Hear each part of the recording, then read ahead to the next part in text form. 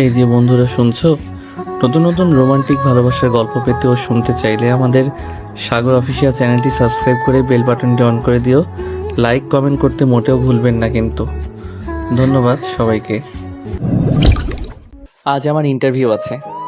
অনেক ঘোরাঘুরি করলাম, অনেক জায়গায় ইন্টারভিউ দিলাম, কিন্তু টাকা ছাড়া কোথাও চাকরি পাচ্ছি না। এটাই শেষ ইন্টারভিউ। আজ যদি না পাই তাহলে আমাকে রাজমিস্ত্রি অথবা গার্মেন্টসে কাজ করতে হবে। সকালে রেডি হয়ে আম্মু আব্বুর কাছে কল দিয়ে দোয়া নিয়ে রওনা দিলাম অফিসের উদ্দেশ্যে। উপস্থিত হতে হবে সকাল 9টায়। আমি পাবলিক বাসে করে যাব, কারণ সিএনজি নিয়ে যাওয়ার সামর্থ্য আমার নেই। পাবলিক বাসে অনেক ভিড়, আবার তাতেই রাস্তায় থাকে জ্যাম, যাতে অফিসে দেরিতে না পৌঁছাই। তাই 2 ঘন্টা আগেই রওনা দিলাম। অফিসে পৌঁছে গেলাম 8টা 45 মিনিটে। দারোয়ানকে জিজ্ঞাসা করে ওয়েটিং রুমে গেলাম। এমপ্লয়ি নিবে 50 জন, লোক কমপক্ষে 500 জন বসে আছে। আমার মনটা খারাপ হয়ে গেল। মনে হয় এ চাকরিও পাবো না। আমার সিরিয়াল পড়লো 120তম। বসে বসে ভাবতেছি এবার আমার পরিচয়টা দিয়ে নেই। আমার নাম মোহাম্মদ ওমর ফারুক। ছোট বোন আর বাবা মাকে নিয়ে আমাদের ছোট্ট পরিবার। আমাদের পরিবার সুখেই চলছিল। আব্বু বেসরকারি কোম্পানিতে জব করত, ভালো বেতন পেত। আমি ঢাকা বিশ্ববিদ্যালয় 4র্থ বর্ষের ছাত্র। পড়ালেখায় ভালো ছিলাম, তাই মাস্টার্স পাশের পর বিসিএস এর প্রস্তুতির কথা ভাবছিলাম। আর ছোট বোন প্রাইভেট প্রতিষ্ঠানে পড়ত, ওর নাম আনহা। আনহাও মেধাবী ছাত্রী। আমরা অনেক সুখেই ছিলাম, কিন্তু সুখের মাঝে কালো ধোঁয়া নেমে আসলো। আমার অনার্স ফাইনাল পরীক্ষার 3 মাস আগে হঠাৎ করে আব্বু স্ট্রোক করে বসে। আব্বু এতটাই অসুস্থ হয়ে পড়ে যে কাজ করা তো দূরের কথা, উঠে দাঁড়াতে পারতো না। আব্বু যে কোম্পানিতে জব করত, সেখান থেকে 2 লাখ টাকা দিয়ে আব্বুকে বের করে দেয়, আর আমার উপর সম্পূর্ণ দায়িত্ব এসে যায়। তাই কোনো মতে অনার্স পাশের পর চাকরির পিছনে লেগে পড়ি। কিন্তু চাকরি না পেয়ে টিউশনি করিয়ে নিজে চলেছি এবং পরিবারকেও চালিয়েছি। এখানে অনেক খরচ, এই জন্য সবাই গ্রামে পাঠিয়ে দিলাম। টিউশনির টাকা দিয়ে নিজে চলি এবং বাসায় টাকা পাঠাই। কয়েকটা ব্যাচ পড়াই আমি। সায়েন্স নিয়ে পড়েছি আমি, তাই স্টুডেন্ট অনেক। তারপর মাস্টার্স পাশ করলাম। একটা মেয়েকে ভালোবাসতাম, সে আমার 1 বছরের জুনিয়র ছিল। নাম ছিল আকলিমা আক্তার কণা। সে বড়লোক বাবার মেয়ে ছিল, আর আমি তখন বেকার। তাই কণার সাথে ইচ্ছে করে একটা ত্রুটি বের করে ব্রেকআপ করে দেই। অনেক কেঁদেছিলাম, কিন্তু বাস্তবতা মেনে নিয়েছি। কেটে গেছে প্রায় 1.5 বছর। অনেক কিছুই পাল্টে গেছে। এই চঞ্চল ছেলেটা অনেকটা শান্ত হয়ে গেছে। বাবাকে ডাক্তারের কাছে নিয়ে গেছিলাম। ডাক্তার বলেছে 2 বছরের মধ্যে অপারেশন করালে সম্পূর্ণ সুস্থ হবে, কিন্তু তার জন্য 20 লাখ টাকা লাগবে। এসব ভাবতেছি আর চোখ বেয়ে পানি পড়তেছে। যখন বুঝলাম এটা পাবলিক প্লেস, তখন ওয়াশরুমে গিয়ে মুখ ধুয়ে আসলাম। প্রায় 2টোর সময় আমার ডাক পড়ল। পেটে ক্ষুধা নিয়ে ভিতরে ঢুকলাম। আমার পর স্যারেরা লাঞ্চ করবে, তারপর আবার ইন্টারভিউ নিবে। যাই হোক, ভয় নিয়ে দরজায় নক করলাম। আসসালামু আলাইকুম, আসতে পারি স্যার? আসো। আমি ভিতরে ঢুকে চেয়ারের সামনে দাঁড়িয়ে গেলাম। আমায় বসতে বলল। আমি চেয়ারে বসলাম। সামনে দেখলাম 4টা চেয়ার, 3 জন আছে, মানে আরেকজন নেই।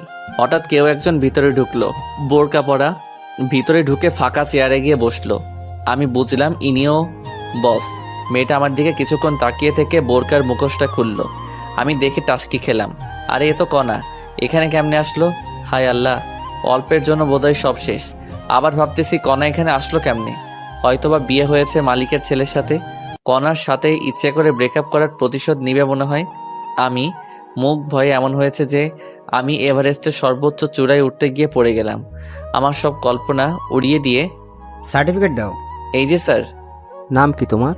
সব তো ভালোই, অভিজ্ঞতা আছে কি? না স্যার। আর কয়টা ইন্টারভিউ দিয়েছো? প্রায় 20টার মতো স্যার। হয়তোবা তোমার কোনো সমস্যা আছে, তাই নেয়নি। আসলে তা নয় স্যার, আমি উচ্চ পদস্থ কর্মকর্তাদের টাকা দিতে পারিনি, তাই হয়নি। এখানে চাকরি না হলে কি করবেন? কি আর করব, অনেক গার্মেন্টস কোম্পানি আছে তো সেখানে ঢুকে যাব। ঢাকা বিশ্ববিদ্যালয় থেকে অনার্স কমপ্লিট করে গার্মেন্টসে চাকরি করবা? স্যার, পেট কখনো গার্মেন্টস বা লেবারই মানবে না। আরও কত ছাত্র আছে আমার মতো। কোথায় যাচ্ছেন? জানি এই চাকরিও টাকা ছাড়া হচ্ছে না। অযথা খিদে নিয়ে বসে থেকে লাভ নেই। আমার সার্টিফিকেট দিয়ে দেন, চলে যাই। যদি বলি আপনার চাকরি হয়ে গেছে, তাহলে কি করবেন? ম্যাম, ফাইজলামও করবেন না। আপনাদের কথাই বুঝেছি, আপনাদের লোক নেওয়া অনেক আগেই শেষ হয়েছে। এখন যেই আসবে উল্টাপাল্টা প্রশ্ন করে নাজেহাল করবেন। আমরা কি এজন্য এখানে বসেছি নাকি? বেয়াদব, বেরিয়ে যাও এখান থেকে। তারপর আমি মন খারাপ করে চলে আসি। আমি বাসে করে বাসার দিকে রওনা দিই। আর ওদিকে এক হলো কোম্পানির মালিক জিসান চৌধুরী স্যার, 2 ওনার ছেলে কাব্য চৌধুরী স্যার, 3 হলো ম্যানেজার হারুন খান, আর কণা হলো জিসান চৌধুরীর ভাগ্নি। এদিকে কণার আমার সাথে ব্রেকআপের পর টিসি নিয়ে কানাডায় গিয়ে ম্যানেজমেন্ট নিয়ে অনার্স পাশ করে দেশে এসে মামার কোম্পানির একটা শাখা দেখাশোনা করে। ওরা সবাই লাঞ্চ করতে গেল। ওখানে দেখছো মামুনি, ছেলেটা কি বেয়াদব। আমি তো থাপ্পড় দিতে চেয়েছিলাম। মামা জানো ওই ছেলেটা কে? হবে হয়তো কোনো ছোট লোকের বাচ্চা। কেন মামুনি? মামা এই ছেলেটাকে আমি ভালোবাসতাম। তার মানে তুই এই সামান্য ছেলের জন্য দেশ ছেড়েছিলি? ভাই ওকে অপমান করবি না। ফারুকও আমায় ভালোবাসতো, কিন্তু হঠাৎ একদিন এসে সামান্য একটা ভুলের জন্য আমার সাথে ব্রেকআপ করে দেয় আর আমায় অনেক অপমান করে। আমিও সহ্য করতে না পেরে ওকে ছোট লোক, জানোয়ার ইত্যাদি বলে ব্রেকআপ করি। তারপর দেশ ছেড়ে চলে যাই। ভালো হয়েছে, ছোট লোকের কাছ থেকে বেঁচেছিস। ভাইয়া আসলে তা না, আমি ওখানে গিয়ে কিছুদিন পর বুঝতে পারি ফারুকের কোথাও না কোথাও ঝামেলা হয়েছে, যার কারণে ইচ্ছে করেই আমার সাথে ব্রেকআপ করেছে। কিন্তু ওর সাথে অনেক যোগাযোগ করতে চেয়েও পারিনি, আর আজ ওকে দেখেও কিছু বলতে পারলাম না। কেন মামুনি? মামা যে ছেলে ছিল অনেক চঞ্চল আর রসিক স্বভাবের, আজ তার গম্ভীর ভাব দেখে আমার কান্না আসছিল, তাই কথা বলতে পারিনি। তুমি এখনো ওকে ভালোবাসো? মামা, একমাত্র ওর জন্যই আমি দেশে আসি, কিন্তু ওর ঠিকানা পাইনি। অনেক খুঁজেছি, ওর বন্ধুদের মাধ্যমে লোকেশন খোঁজার চেষ্টা করেছি, কিন্তু পারিনি। সবাই বলে গ্রামে গেছে, কিন্তু কেউ ঠিকানা জানে না। তাহলে ছেলেটাকে চাকরি দে। ওর সাথে আমায় আজ যে করেই হোক দেখা করতে হবে। ওর তো ঠিকানাও জানিস না, কেমনে দেখা করবি? শোনো, ওর চাকরি কনফার্ম করে ওর জিমেইলে মেসেজ দাও, আর ওকে আমার পিএ হিসেবে নিয়োগ দাও। আর ওকে বুঝতে দেওয়া যাবে না আমি ওকে ভালোবাসি, আর ফারুক মনে করেছে আমার বিয়ে হয়ে গিয়েছে। আর ওর সাথে এমন চুক্তি করতে হবে যেন 10 বছরের চাকরি ছাড়তে না পারে। পারলে অনেক টাকা ওকে লোন দেওয়া হবে। মামুনি, তুমি আমার মেয়ের মতোই, যা ভালো বোঝো তাই করো। ওকে মামা, আর ম্যানেজার স্যার কাজটি করবেন। ওকে। তারপর ওরা খেয়ে আবার ইন্টারভিউ নিতে শুরু করলো। আর এদিকে আমি বাসে ঝুলে বাসায় আসি। বাসায় এসে দেখি রান্না করার কিছুই নেই। পাশের দোকান থেকে অরেঞ্জ বিস্কুট আর বারবিকিউ চানাচুর এনে খেলাম, আর পানি খেয়ে ঘুমালাম। উঠলাম ছাত্রের ডাকে। আসলে আমি 2টো রুম নিয়ে থাকি, শহর থেকে একটু দূরে। রুম ভাড়া লাগে 4000। ছাত্র পড়ে 18 জন, 4টা ব্যাচ, সকাল 8টা থেকে 9টা, আবার 9টা থেকে 10টা, আর বিকেল 4টা থেকে 5টা, বার 5 থেকে 6। কোনো মাসে আরও ছাত্রের সংখ্যা কমে যায়। আমার আব্বু প্রত্যেক মাসে ওষুধ যায় 3000, ছোট বোনের প্রাইভেট 2000, আর পারিবারিক খরচ 5000 টাকা। আমার খরচ থাকে 4000। কোনো মাসে ছাত্র কমে গেলে আরও টাকা কম হয়, আবার কোনো ছাত্র 2 মাস পরে টাকা না দিয়ে চলে যায়। আর প্রাইভেটে বকবক করতে ভালো লাগে না, তাই চাকরির চেষ্টা করতেছি। যাই হোক, প্রাইভেট শেষে বাড়িতে কল দিয়ে কথা বললাম। অন্যদিন হলে একটু হলেও পড়তে বসে, কিন্তু আর পড়তে বসতে ইচ্ছে নেই, পড়েই বা কী করব। তাই ফোনে অনলাইনে কাজ শেখার কোর্স নিয়ে কথা বলতেছি। তখনই একটা জিমেইল আসলো। আমি জিমেইলটা ওপেন করলাম। ওখানে লেখা যে আমার চাকরি কনফার্ম করা হয়েছে, আমাকে কালকে সকাল 10টায় দেখা করতে বলেছে। আমি মনে করলাম কণা আমায় অপমান করার জন্য এই পথ খুলেছে, তাই আমি সেদিকে মনোযোগ দিলাম না। মেসেঞ্জারে আবার ফ্রিল্যান্সিং কোর্স নিয়ে কথা বলা শুরু করলাম। কথা বলে ঘুমালাম। পরের দিন ছাত্রদের পড়ালাম সকাল 10টা পর্যন্ত, তারপরে খিচুড়ি বসিয়ে দিলাম। তখন বাজে 11টা। আমার ফোনে কল আসলো। আমি প্রথমবার ধরতে পারিনি, ধরলাম দ্বিতীয়বার। আসসালামু আলাইকুম, কে বলছেন? আমি কোম্পানি থেকে ম্যানেজার হারুন বলছি। আপনাকে আজ ডাকা হয়েছে, আপনি আসেননি কেন? সরি স্যার, আমার মনে ছিল না। এবার আমার বিশ্বাস হলো। আপনি 30 মিনিটের মধ্যে আসেন। Okay sir. এখন কথাটা শুনে ভালো লাগলো। আমি না খেয়ে রেডি হয়ে দিলাম দৌড়। বাসে করে যেতে 11:50 বাজলো। আমি অফিসে ঢুকলাম। দারোয়ানের সহায়তা নিয়ে ম্যানেজারের রুমে গেলাম। স্যার আসবো কি? আসো, বসো। ধন্যবাদ স্যার। আমায় কেন ডাকা হয়েছে স্যার? তোমার চাকরি হয়েছে, কিন্তু কিছু শর্ত আছে। কি শর্ত স্যার? সেটা অফিসের মালিক বলবে। চলো আমার সাথে। ওকে চলেন। তারপর ম্যানেজার স্যার আমায় জিসান স্যারের কেবিনে নিয়ে গেল। স্যার আমায় বসতে বলল। ম্যানেজার স্যার চলে গেল কেবিনে, আমি আর জিসান স্যার। তুমি কি নিয়ে পড়ছো? স্যার আমার মূল সাবজেক্ট ছিল আইসিটি, কিন্তু বিজ্ঞানের সব বিষয়ে পারদর্শী ছিলাম। তাহলে তোমার একটা কাজের দায়িত্ব দেই। কি কাজ স্যার? আসলে আমার অফিস 3টা, আর আমার ব্যবসার কাজে সবসময় দেশের বাইরে থাকতে হয়। তাই হেড অফিস আমার ছেলে দেখে, এইটা শাখা। একটা শাখা অফিস আমার মেয়ে দেখে, আরেকটা আমার ভাগ্নি দেখে। ও খুব ভালো স্যার। তোমার কাজের দায়িত্ব অনেক বড় হবে এবং বেতনও দ্বিগুণ পাবা। কি কাজ স্যার? আমি কিন্তু কোনো অনৈতিক কাজ করতে পারবো না।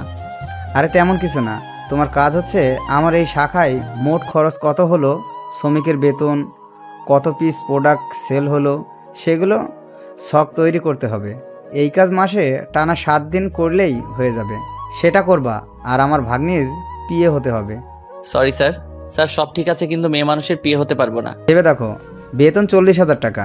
তোমার ডিউটি সকাল 9টা থেকে রাত 8টা পর্যন্ত। সকাল আর দুপুরের খাওয়া ভাগ্নির বাসায় খাবা। স্যার বিয়ে না হলে কি হয় না, আমার বেতন কম হলেও হবে।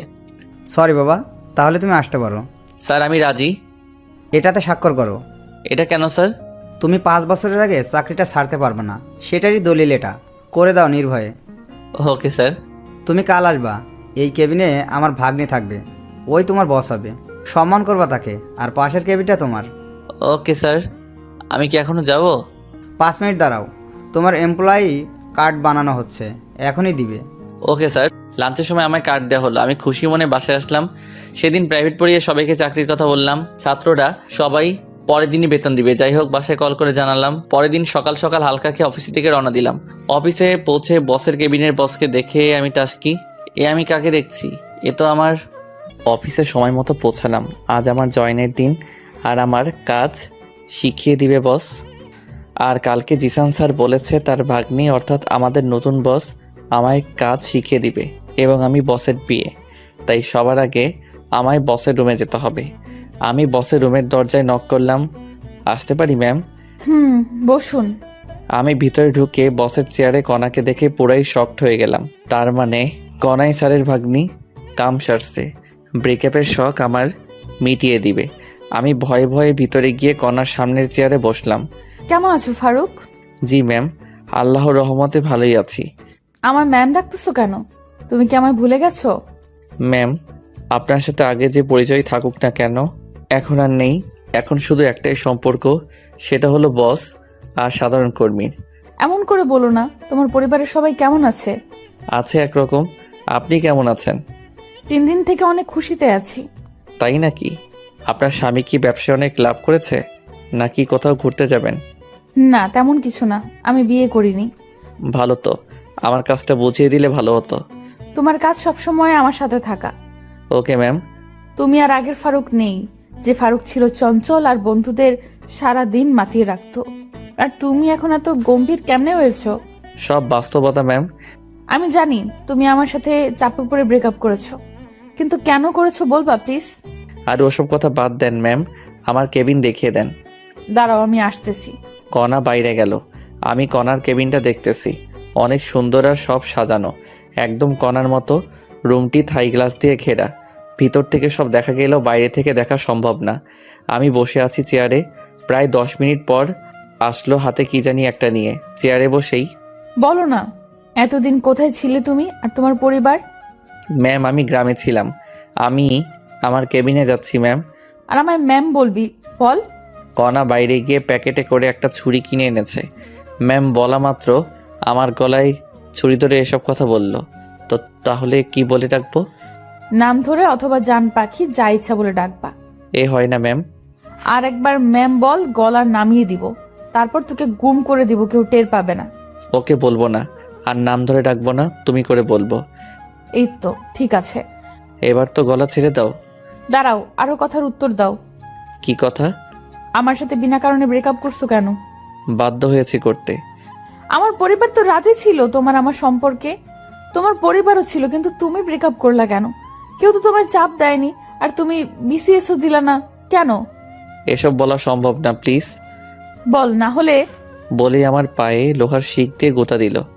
ইস আস্তে, বলতেছি তো, ছেড়ে দিলে বলবো। ওকে। আমি উঠে দৌড় দিয়ে বাইরে যাওয়ার জন্য দরজায় গেলাম। এ কি, দরজা লক করা। কণা দেখে মুচকি মুচকি হাসতেছে। তুমি ভালোই ভালোই সব কথার উত্তর দিলে কিছু বলবো না। বলো তাহলে শুরু থেকে। সামনে অনার্স ফাইনাল, হাতে 2 মাস সময় আছে। আমি আদিলের বাসায় নোট নিতে গিয়েছি। বাসায় এসে দেখি আম্মু আর ছোট বোন কান্না করতেছে। রুমে গিয়ে দেখি আব্বু অচেতন আর আম্মু মাথায় পানি ঢালছে। আমি যখন বুঝতে পারলাম কিছু হয়েছে তখন আব্বুকে দ্রুত হাসপাতালে ভর্তি করাই। তারপর?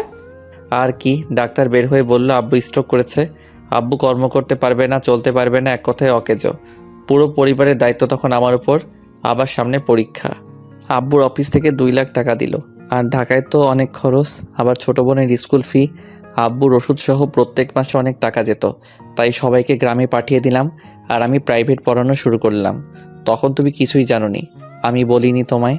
আমার স্বপ্নগুলো চুরমার হয়ে গেল আর তুমি আবার প্রেশার দেওয়া শুরু করলা, সময় দেই না ইত্যাদি। তাই বাধ্য হয়ে তোমার সামান্য একটা ভুল ধরেই ব্রেকআপ করে দিয়েছি, কারণ তখন আর আমার কোনো উপায় ছিল না। সাবাস, খুব ভালো কাজ করেছো। কুত্তা কোথাকার, আমি কি তোমায় ভালোবাসতাম না? আমায় একবার বললে কি হতো যে তোমার বাসায় এত বড় ঘটনা ঘটে গেছে? তার জন্য দুঃখিত। এখন আঙ্কেলের কি অবস্থা? ডাক্তার বলেছে 5 বছরের মধ্যে যদি অপারেশন করাতে পারি তাহলে সম্পূর্ণ সুস্থ হয়ে যাবে। তার জন্য 20 লাখ টাকা লাগবে, আর আমার পক্ষে 20 লাখ টাকা সম্ভব না। তাই হাল ছেড়ে দিয়েছি। আমি দিলে নিবা কি? করুণা করছো আমায়? দেখো, করুণা করছি না। আমি জানি যদি আমি তোমায় টাকা দিতে চাই তুমি নিবা না, তাই অফিস থেকে লোনের ব্যবস্থা করব। তাহলে আমি রাজি। ওকে, এখন চলো তোমায় কাজ করা শিখাই দিই। ওকে। কণা আমাকে আমার কেবিনে নিয়ে আসলো। তারপর কম্পিউটারে ছক তৈরি করা শেখাচ্ছে। আমি এই সাবজেক্ট নিয়ে পড়েছি, তাই অভিজ্ঞতা আছে। দ্রুতই শিখে নিলাম। কণা আমায় বাকি কাজ কমপ্লিট করতে বলে চলে গেল। আমি কাজ করতে লাগলাম। তখনই একটা অপরিচিত মেয়ে রুমে ঢুকলো। Hello, hello. কথা বলার ইচ্ছে নেই, তবু ভদ্রতার খাতিরে বললাম, আমি লিপি। আপনার নাম? আমার নাম ফারুক। আপনি পড়ালেখা কোথা থেকে করেছেন?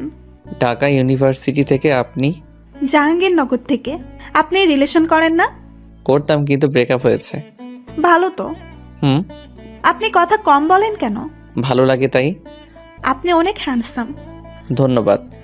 আমরা কি একে অপরকে তুমি করে বলতে পারি? আপনি পারবেন, কিন্তু আমি আপনি করে বলবো। তা কি করে হয়? এমনি, যদি পারেন করবেন, না হলে নেই। চেষ্টা করব। হুম। আমি আবার কাজে মনোযোগ দিলাম। আর এদিকে লিপি বকবক করে যাচ্ছে, আমি মাঝে মাঝে হুম করতেছি। জানি না কাজ কতক্ষণ করেছি। একটু পর কণা আসলো আমার রুমে চেক করার জন্য। রুমে এসে লিপিকে দেখে লিপির সামনে গিয়ে, এখানে কি করেন আপনি? জি ম্যাম, নতুন কলিগ আসছে তাই পরিচিত হতে আসলাম। নতুন কলিগ আসলেই কি পরিচয় হতে হবে নাকি? আপনার কাজ নেই? জি ম্যাম, শেষ হয়েছে। এখনই আমার কেবিনে আসবেন, অনেক কাজ পড়ে আছে। আর আপনি বলেন কাজ নেই? ওকে ম্যাম, আপনি আসতেছেন? ওকে, আপনি আমার কেবিনে যান। লিপি কণার কেবিনে গেল আর কণা আমার সামনে একটা চেয়ার টেনে বসলো। কাজ করতে কোনো সমস্যা হলে আমাকে বলো। অনেকদিন পর কম্পিউটারে এসব কাজ করতেছি। প্রথমে একটু সমস্যা হলেও এখন একটু ভালোভাবে করতে পারতেছি। যেগুলো কাজ দিলাম কতক্ষণ লাগবে সেগুলো করতে? যদি টানা করি তাহলে আর 2 ঘন্টাই হবে। ভালো তো, আমি তো ভেবেছিলাম আজ সারাদিন লাগবে কাজটি করতে। না ম্যাম, লাঞ্চের পর কাজ শুরু করলেই হয়ে যাবে। আর কতক্ষণ আছে লাঞ্চের দেখো তো। ও শিট, আর মাত্র 20 মিনিট আছে লাঞ্চের। আমি জানি সময় নেই, লাঞ্চের সময় রেডি থেকো। কেন ম্যাম? আবার ম্যাম বলছো? সরি, কিন্তু কোথায় যাবা? আমাদের বাসায় লাঞ্চ করতে। আমি যেতে পারবো না। তোমার বাসায় আমি কেন যাব? তোমার সাথে ব্রেকআপ করেছি, তার প্রতিশোধ কি তুমি এইভাবেই নিবা নাকি? কি? আমি প্রতিশোধ নিচ্ছি? আমি এমনি মজা করলাম।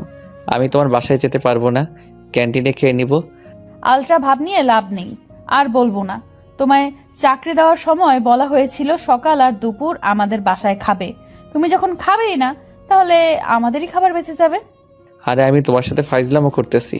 আমি যাব তো, যাবার সময় আমায় ডাক দিও। আমার মনে ছিল না। আর ফ্রি খাওয়া ছেড়ে দেয়া যায় নাকি? আর ক্যান্টিনে খেলে তো একবেলায় কমপক্ষে 150 টাকা যাবে। আচ্ছা, ডাক দিব। এখন মনোযোগ দিয়ে কাজ করো, ফাঁকিবাজি চলবে না। Okay ma'am. আবার ম্যাম বললা কেন? আপনি তো ম্যামের মতো করে আদেশ করলেন, তাই ম্যাম বলেছি। যাই বলো, ম্যাম বলবা না। তাহলে আপামনি বলি। কাজ করা বাদ দিয়ে একটু বসলাম যে ফাইজলামও করি একটু। তোকে তো। বলেই কেবিন থেকে বেরিয়ে গেল। কণা কেবিন থেকে বেরিয়ে যাওয়ার পর আমি কাজে মনোযোগ দিলাম। আসলে আমার কাজ অল্প, সপ্তাহে 1 দিন যদি মনোযোগ দিয়ে কাজ করি তাহলেই হবে। বাকি 6 দিন না করলেও সমস্যা নেই। যাই হোক, আমি কাজ করতে লাগলাম আর ওদিকে কণা নিজের কেবিনে প্রবেশ করলো। কণা দেখলো লিপি সামনের চেয়ারে বসে আছে। কণা বসের সিটে গিয়ে বসে, সরি মামা দেরি করার জন্য। ব্যাপার না মামা, তোদের দুজনের কাহিনী এতক্ষণ সিসিটিভিতে দেখলাম। এটা কিন্তু তোর ঠিক হয়নি। যাই হোক, কেমন দেখলি? মামা সেই, তুই একে কোথায় পেয়েছিস? আমি তো ক্রাশ খেয়েছি। তুই যদি না রিলেশন করিস আমায় বল, আমি এখনই প্রপোজ করব। 1 লাত্তি খাবি। ওকে আমি অনেক ভালোবাসি। ওর দিকে চোখ দিলে তোর আদনানকে সব বলে দিব। কল দিলেও সমস্যা নেই। আমি ফারুককে যদি পাই তাহলে আদনানকে এমনিতেই ছেড়ে দিতাম। ওকে, তাহলে কল দিলাম। আরে পাগল নাকি, কল কেটে দে। তোর ফারুককে তুই রাখ বইন। এই তো গুড গার্ল। একটু পর লাঞ্চ করতে হবে। তুই তোর কেবিনে যা, আমি বাসায় যাব। ওকে, ট্রিট কবে দিবি সেই কথা বল। চিন্তা করিস না, কয়েকদিনের মধ্যে ট্রিট পাবি। ওকে মামা, আমি যাচ্ছি। ওকে। তারপর লিপি নিচের কেবিনে চলে গেল আর কণা টেবিলের উপর থাকা একটা ফাইল মনোযোগ দিয়ে দেখতে থাকলো। এবার লিপির পরিচয় দিয়ে নেই। লিপি আর কণা এখন ঘনিষ্ঠ বন্ধু এবং দূরসম্পর্কের বোন হয়। লিপি আর কণা ভালো বন্ধু, কিন্তু অফিসে দেখে কখনো বোঝা যাবে না ওরা বেস্ট ফ্রেন্ড। লাঞ্চের সময় হলো, তখন কণা কেবিন থেকে বেরোলো। কণা নিজের কেবিন থেকে পমার কেবিনে এসে, লাঞ্চের সময় হয়েছে, যাবে চলো। চলো বলেই কম্পিউটার বন্ধ করলাম। ওকে, আসো। কণা গাড়ির কাছে গেল, আমিও পিছন পিছন গেলাম। কণা ড্রাইভার কাকাকে ছুটি দিয়ে দিল। কাকাকে ছুটি দিলা কেন? তুমি চালাবা তাই। পারি না তো আমি গাড়ি চালাতে। তোমাকে এই গাড়ি চালানো শিখতে হবে। আমার শেখা লাগবে না, আমি ড্রাইভারই করব না। তাহলে আমার ড্রাইভার কি হবে? বুঝলাম না, কি বললা? আরেকবার বলো তো।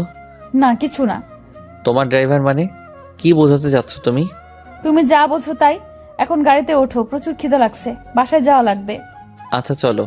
তারপর কণা ড্রাইভারের সিটে বসলো আর আমি পিছনের সিটে বসলাম। তখনই, তুমি পিছনে বসলা কেন? তাহলে কোথায় বসবো? আমাকে কি তোমার ড্রাইভার মনে হয়? সামনে বসো। আচ্ছা, আমি সামনে গিয়ে বসলাম আর কণা গাড়ি চালাতে লাগলো। প্রায় 20 মিনিট পর একটা বাড়ির সামনে আসলাম। দারোয়ান গেট খুলে দিল আর কণা গাড়ি ভিতরে ঢুকালো। বাসাটা দোতলা, বাইরে থেকে দেখতে অনেক সুন্দর, না জানি ভিতরে আরও কেমন। যাই হোক, গাড়ি থেকে নেমে কণা বাসার ভিতরে ঢুকলো আর আমি ওর পিছনে। তখনই একজন ভদ্রমহিলা আসলো। আসসালামু আলাইকুম। ওয়ালাইকুম আসসালাম। কে রে মা এই ছেলে? ওর নাম ফারুক, আমার পিয়ে। আর ফারুক, উনি আমার আম্মু। বাবা তুমি বসো, আমি আসতেছি। আর কণা, শুনে যা তো। ঠিক আছে। আমি বসে ফোন টিপতে লাগলাম আর ওদিকে কণাকে ওর আম্মু বেডরুমে নিয়ে গেল। কণা, এই নামটা কেমন যেন তোর মুখে শুনেছি। ওমর ফারুক। ওই বজ্জাত ছেলে যে তোকে ছেড়ে চলে গেছে, সেই ছেলে এই ছেলে নাকি? দাঁড়া, একে এখনই ঘাড় ধাক্কা দিয়ে বের করে দেবো। বলেই দরজার কাছে আসছে। তখনই, আম্মু দাঁড়াও, তুমি জানো না ফারুক তখন কোন পরিস্থিতিতে ছিল? ওই পরিস্থিতিতে যে কেউ এই কাজ করতে পারে। কি হয়েছিল সেটা বল তাড়াতাড়ি। শোনো তাহলে। তুই কি ফারুককে এখনো ভালোবাসিস? আম্মু, এর জন্যই পমি তখনও কোনো রিলেশনে জড়ায়নি। ফারুক কি পরে আরো রিলেশনে গিয়েছিল? আর আমি ওকে গিয়ে বলে দেই তুই ওকে ভালোবাসিস? পাগল নাকি?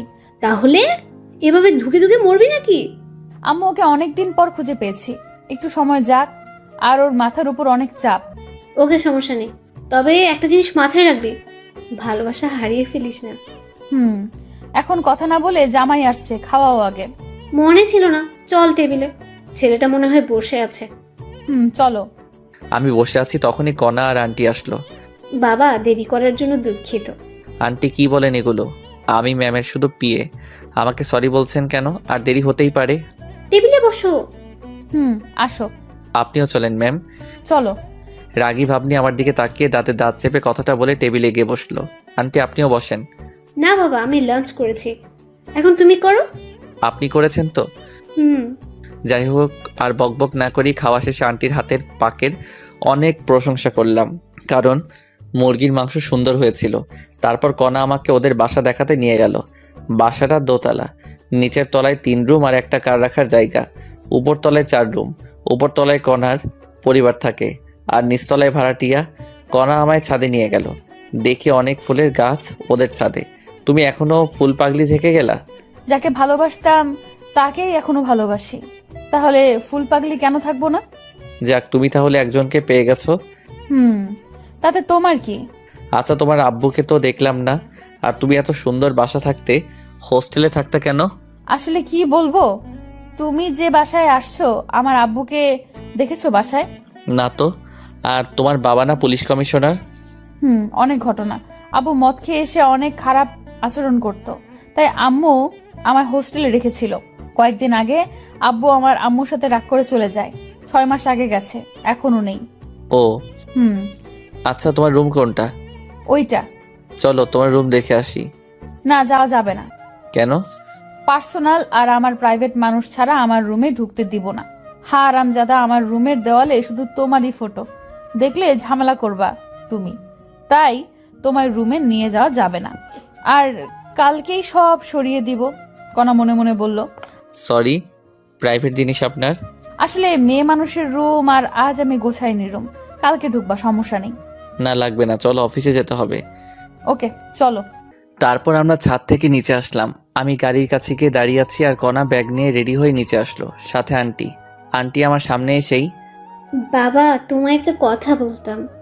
একটা কেন আন্টি? যত ইচ্ছা জিজ্ঞাসা করেন। কণা, তুই নিচে একটু দাঁড়া, আমরা আসছি। ওকে আম্মু। আমি আর আন্টি যাচ্ছি তখনই, বাবা, একটা কথা বলো তো, তুমি কি আগে থেকে কণাকে চেনো? না আন্টি। দেখো বাবা, আমার কাছে মিথ্যে বলবা না। আচ্ছা, তুমি আমার সাথে আসো। চলেন। আন্টি আমায় কণার বেডরুমে নিয়ে গেল। আমি রুমের ভিতরে প্রবেশ করলাম আর টাস্কি খেলাম। আমার অনার্স প্রথম বর্ষে থাকার সময়কার সব ফটো দিয়ে কণার রুমের চারপাশ ঘেরা। তখন অবশ্যই একটু পাতলা ছিলাম, মুখে দাড়ি ছিল না একটুও। এখনও আমি একটু মোটা হয়েছি আর মুখ ভর্তি দাড়ি। আগের ছবি দেখে অনেকে আমাকে চিনবেই না। যাই হোক, কণার রুমে আমার যত ছবি আছে, আমার মোবাইলে বোধহয় তত ফটো নেই। তখনই, এই ফটোর ছেলেটা তুমি কি? জি আন্টি। চেনা যায় না তোমাকে। যাই হোক, তোমার আব্বু এখন কেমন আছে? আল্লাহর রহমতে ভালো আছে। আমার মেয়ে এখনো এই ছবি প্রত্যেক দিন বের করে কাঁদে। বালিশের নিচ থেকে একটা ফটো দেখালো। ওই ফটো আমি আর কণা একটা স্টুডিওতে তুলেছিলাম। আন্টি, আপনার মনের ভুল। কণার আর আমার ব্রেকআপ অনেক আগেই হয়েছে। সেটা শুনেছি। কণা তোমার কাছে ফিরে আসলে ওকে মেনে নিবে না? আন্টি, আমি চাই কণা সুখে থাকুক, আর সুখে থাকার জন্য দরকার টাকা। আমার কাছে তো টাকা নেই, আর আমি কণার যোগ্য না। কণা অনেক ভালো পাত্র পাবে, আমি নিশ্চিত। বিশেষ ক্যাডার তো পাবেই, অনেক সুখে থাকবে। টাকা দিয়ে কি হবে বলো বাবা? আন্টি, আবেগ দিয়ে জীবন চলে না, বাস্তবতা মেনে নিতে হয়। নিজে চলো বাবা। চলেন। তারপর আন্টি সহ নিচে আসলাম। কণা গাড়ির ওখানে দাঁড়িয়ে কার সাথে যেন কথা বলছে। আমরা যাওয়া মাত্র কল কেটে দিয়ে রেখে দিল। কি হয়েছিল আম্মু? কণা, আজ আর তোদের অফিসে যাওয়া লাগবে না। কেন? আজ আমার মন ভালো নেই, তাই গল্প করব। ম্যাম, আমি তাহলে যাই? তোমার অফিস যাওয়া লাগবে না। তাহলে বাসায় যাই? না, চলো উপরে। ওকে। তারপর আমি, আন্টি আর কণা উপরে গিয়ে বসলাম। কণা আমার পাশে এসে বসলো। আন্টি আমাদের সামনে নাস্তা দিয়ে কোথায় যেন গেল। আমি টিভিতে খবর দেখায় মনোযোগ দিলাম। আন্টি আসলো 15 মিনিট পর, এসে সোফায় বসলেন। তখন, আচ্ছা বাবা, তুমি থাকো কোথায়? জি, এই সামনেই, এখান থেকে 2 কিলোমিটার হবে। খাওয়া দাওয়া করো কোথায়? হোটেলে বা ফুটপাতে। এইভাবে ফুটপাতে খেলে তো শরীর খারাপ করবেই। জানি সেটা। বাবা, আমাদের বাসায় একটা রুম ফাঁকা আছে, ওই রুমে থাকতে পারো। ধন্যবাদ, কিন্তু আমার এত টাকা দিয়ে থাকা হবে না, আমি ওখানেই ভালো আছি। তোমার ভাড়া আর খাওয়ার টাকা কিছুই লাগবে না, সব আমাদের সাথে। মনে করো তুমি আমাদের পরিবারের একজন সদস্য। করুণা করছেন আপনারা? করো না বাবা, আমাদের কিছু কাজ করে দিতে হবে। কি কাজ আন্টি? কণা তো অফিসে থাকে, আর বাজার আরও অন্যান্য কাজ আমায় করতে হয়। বাজার করা আরও টুকটাক কিছু কাজ করতে হবে তোমায়, আর আমার মেয়েকে সময় দিতে হবে। আমি রাজি। আমি সারাদিন করার সাথেই থাকি। এখন আর একটু সময় দেওয়া লাগবে, তখন আমার 10,000 টাকা সেভ হবে। আমার থাকার খাওয়া 10,000 যায়, তাই রাজি হলাম। কবে আসবা তুমি? কয়েকদিন যাক, তারপর। ওকে। তোরা বসে গল্প কর, আমি খিচুড়ি রান্না করছি। ওকে আম্মু, তার আগে আমাদের 2 মগ কফি বানিয়ে দাও। আচ্ছা, দিচ্ছি। আন্টি রান্নাঘরে গেল, আর কণা আমায় ওর বেডরুমে নিয়ে গেল। আমি ওর বেডরুমে গিয়ে, কণা এগুলো কি? দেয়ালে লাগানো আমার ছবি দেখিয়ে। ওই ছেলেটাকে ভালোবাসতাম। ওটা তো আমার ফটো, আর তোমার সাথে তো পমার ব্রেকআপ হয়ে গেছে, তাহলে এই ফটোগুলো রাখছো কেন? সেই ছেলেটাকে যে এখনো পাগলের মতো ভালোবাসি। তোমার ঢং। বলি চেয়ার টেনে নিয়ে ফটোগুলো ছেঁড়ার জন্য হাত বাড়ালাম। যদি একটা ফটো ছিল, তোমার অবস্থা খারাপ আছে। প্লিজ এমন পাগলামো করো না, তোমার আম্মু জানতে পারলে ঝামেলা হয়ে যাবে। আম্মু সব জানে। দেখো কোনা, তুমি আমার চেয়ে অনেক ভালো ছেলে পাবা, পয়সাওয়ালা জামাই পাবা, আর এগুলো দেখলে তোমার অনেক সমস্যা হবে। তোকে সেটা বলতে হবে। আমি কি করব? ওকে, তুমি কি করো করো, আমি তাহলে আজকে চাকরি ছেড়ে দিচ্ছি, থাকবো না আর এই শহরে। সেই সুযোগ নেই চান্দু। দেখা যাবে। বলে আমি চলে আসতে ধরলাম, তখনই কণা পমার হাত টেনে ওর বিছানায় বসালো। 5 বছরের এগ্রিমেন্টের কথা মনে আছে? যদি চাকরি না করো কমপক্ষে 2 বছরের জেল হয়ে যাবে। বলেও সমস্যা নেই, কি করবে আমায়? এখন যে চাকরির হাহাকার, 2 দিন পরই অন্য লোক পেয়ে যাবে। যদি জেল হয় তোমার পরিবারের কি হবে ভেবে দেখেছো? তাহলে কি করবা? আমি চাকরি করব। এই তো গুড বয়। কিছুক্ষণ আমরা দুজনে চুপ করে আছি। নীরবতা ভাঙলো আন্টির কফি আনার কারণে। আন্টি কফি দিয়ে গেল, কণা আর আমি কফি পান করতেছি। তখনই, কণা তুমি যেটা ভাবছো সেটা সম্ভব নয়।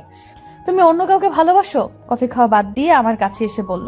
আমিও তোমাকে অনেক ভালোবাসতাম, কিন্তু আমি পরিস্থিতির শিকার। আমি জানি, আর আমি তোমার আব্বু আর হবু শ্বশুরের চিকিৎসা করাবো। তুমি আবার কিছুদিন পর খোটা দিবা। আমায় কি এমন মনে হয় তোমার? কয়েকদিন সময় দাও আমায়। ওকে, চলো ছাদে যাই। না, আমি বাসায় যাব। আম্মু রান্না করছে, খেয়ে যাবা। দেখো তো কত দূর হলো। ওকে। কণা নিচে চলে গেল, আর আমি ভাবতেছি কণাকে আমারই আগে পছন্দ হয়েছিল, তারপর ভালোবেসেছিলাম। অনেক দিন পিছনে ঘুরেছি, অনেক থাপ্পড়ও খেয়েছি, তবুও বেহায়ের মতো পিছনে ঘুরতাম।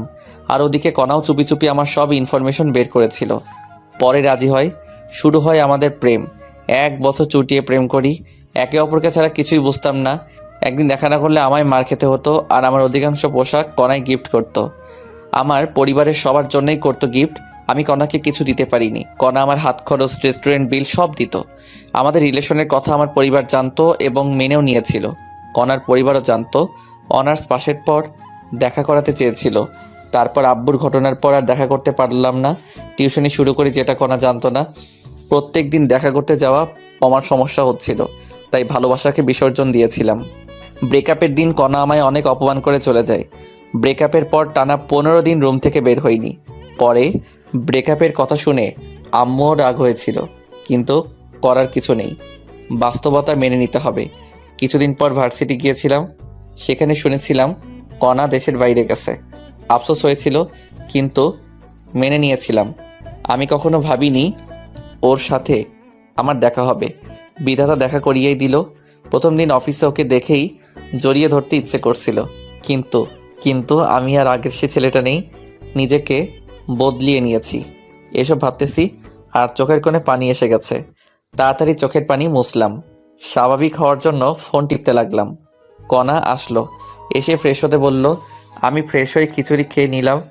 অনেক সুন্দর হয়েছিল খিচুড়ি, পেট ভরে খেলাম। কণা আবার রাতের জন্য বাটি ভর্তি করে খিচুড়ি দিল জোর করে। আমি সন্ধ্যার সময় ওদের বাসা থেকে রওনা দিলাম। বাসায় আসতে 20 মিনিট লাগলো। বাসায় এসে দেখি ছাত্র বসে আছে মাসের বেতন দেবার জন্য। ছাত্ররা চলে গেল, ওদের ভালো করে পড়াশোনা করতে বললাম। ছাত্ররা চলে গেলে আম্মুর কাছে কল দিলাম। হ্যালো আম্মু, কেমন আছেন? কি আর ভালো বাবা, তোর আব্বুর চিন্তায় আমি আরো শেষ। তোর আব্বুর ওষুধ শেষ হয়েছে 2 দিন আগে। কল দিতে পারেন নাই? ওষুধ শেষ হওয়ার আগে কল দিবেন। আমি ভাবলাম তোর কাছে টাকা নেই, তাই দেইনি। আমি টাকা পাঠিয়ে দিচ্ছি। আচ্ছা দে, তুই বাসায় কবে আসবি বাবা? কিছুদিন যাক। আচ্ছা, আর সাবধানে থাকিস। আর তোর আব্বুর অপারেশন করার কথা মাথায় আনিস না, কারণ অত টাকা ম্যানেজ করতে তুই নিজেকে শেষ করে দিস না আবার। চুপ করো তো। আচ্ছা রেখে দে। আচ্ছা। ফোন রেখে দিয়ে ঘুমিয়ে পড়লাম। পরের দিন আবার অফিসে গেলাম, দেখলাম কণা এখনও আসেনি। আমি আমার কেবিনে বসলাম আর কালকের বাকি কাজ করতে লাগলাম। কিছুক্ষণ পর কণা আসলো, এসেই ওর কেবিনে না গিয়ে আমার কেবিনে আসলো। কি করো? কালকের বাকি কাজ করতেছি।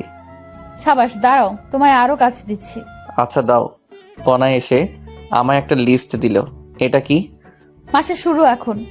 এতদিন আয়ের হিসাব করে ফাইল বানিয়েছো, এখন কর্মচারীদের বেতনের ফাইল বানাও, ভুল যেন না হয়। ওকে। আমি কি এখানে থাকবো? না, তুমি তোমার রুমে যাও, কেউ দেখলে অন্য কিছু ভাববে। ওরে আমার লজ্জাবতী, কণা চলে গেল। আমি আবার কাজে মনোযোগ দিলাম। কিছুক্ষণ পর আমি ওয়াশরুমে গেলাম। সেখান থেকে আসার পথে একটা মেয়ের সাথে ধাক্কা খেলাম। সরি। ব্যাপার না, আপনি কি নতুন নাকি? 2 দিন হলো জয়েন করেছি। নাম কি আপনার? আমি ফারুক। আমি নীলা, জগন্নাথ থেকে 2 বছর আগে মাস্টার্স শেষ করেছি। আমি ঢাকা থেকে অনার্স করেছি আর মাস্টার্স চলতেছে। তুমি আমার জুনিয়র, আমায় আপু বলে ডাকবা। আর কোনো সমস্যা হলে আমার কেবিনে আসবা। ওকে। নীল আপুও চলে গেল আর আমি আমার কেবিনে আসলাম। কেবিনে আসা মাত্র কণা ফোন দিয়ে ওর কেবিনে যেতে বলল। আমি কণার কেবিনে গেলাম। তখন নীলা আপুর সাথে কি কথা বললা? তুমি দেখলা কেমন করে? সিসিটিভিতে। মিথ্যা বলবা না। এমনি পরিচিত হলাম। কোনো মেয়ের সাথে কথা বলবা না। আমার নীল আপুকে পছন্দ হয়েছে। কি বললি? আরেকবার বলতো। আরে না, এমনি বললাম। ভালো তো। বলে চেয়ার থেকে উঠে দরজা লাগিয়ে আমার কাছে এসে টেবিলের উপর বসলো। এই কি করো? আমায় কিস করো। পাগল নাকি তুমি? কি বলছো এসব? কিস করবা না তাই না? কণা আমায় আকস্মিক লিপকিস শুরু করে দিল। জীবনের প্রথম এমন ফিলিংস হলো আমার। আর আমি নিজেকে ধরে রাখতে না পেরে রেসপন্স শুরু করলাম। আমি তো শুধু মধু খাচ্ছি। হঠাৎ কণা আমায় ধাক্কা দিয়ে সরিয়ে দিয়ে নিজের চেয়ারে গিয়ে বসলো। আমি তখন বুঝতে পারলাম এতক্ষণ কি করলাম। আমি তো অনেক লজ্জা পেয়েছি। লজ্জায় মাথা নিচু করে বসে আছি। কেমন লাগলো মহারাজ? চুপ করো। ভার্জিন ছেলেটাকে এইভাবে ধর্ষণ করলা? ওলে বাবালে, আমার ছোট খোকা। আরেকবার দিবাই মিষ্টি। তবে রে। আমার দিকে তেড়ে আসলো আর আমি দরজার কাছে দৌড়ে গিয়ে দেখি দরজা বন্ধ। মিষ্টি আর আমার লাগবে না, আমি আমার কেবিনে যাব। আমি তোমায় কিস করবো না তো কে করবে?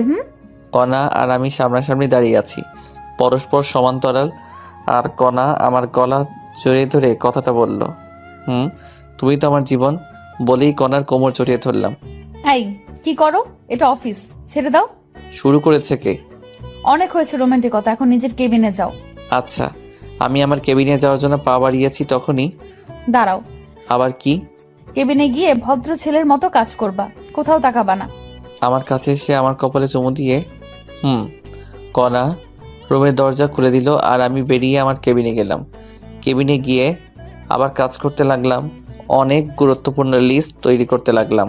অল্প একটু ভুল হলেই অনেক টাকার গড়বড় পেকে যাবে। ওই একটা লিস্ট তৈরি করতেই কখন জানি লাঞ্চের সময় হয়ে গেছে। বলতেই পারলাম না। কণা আমার কেবিনে আসলো। মহারাজ, লাঞ্চ করবেন না? গুরুত্বপূর্ণ কাজ করতেছি, ক্যান্টিনে খেয়ে নিব।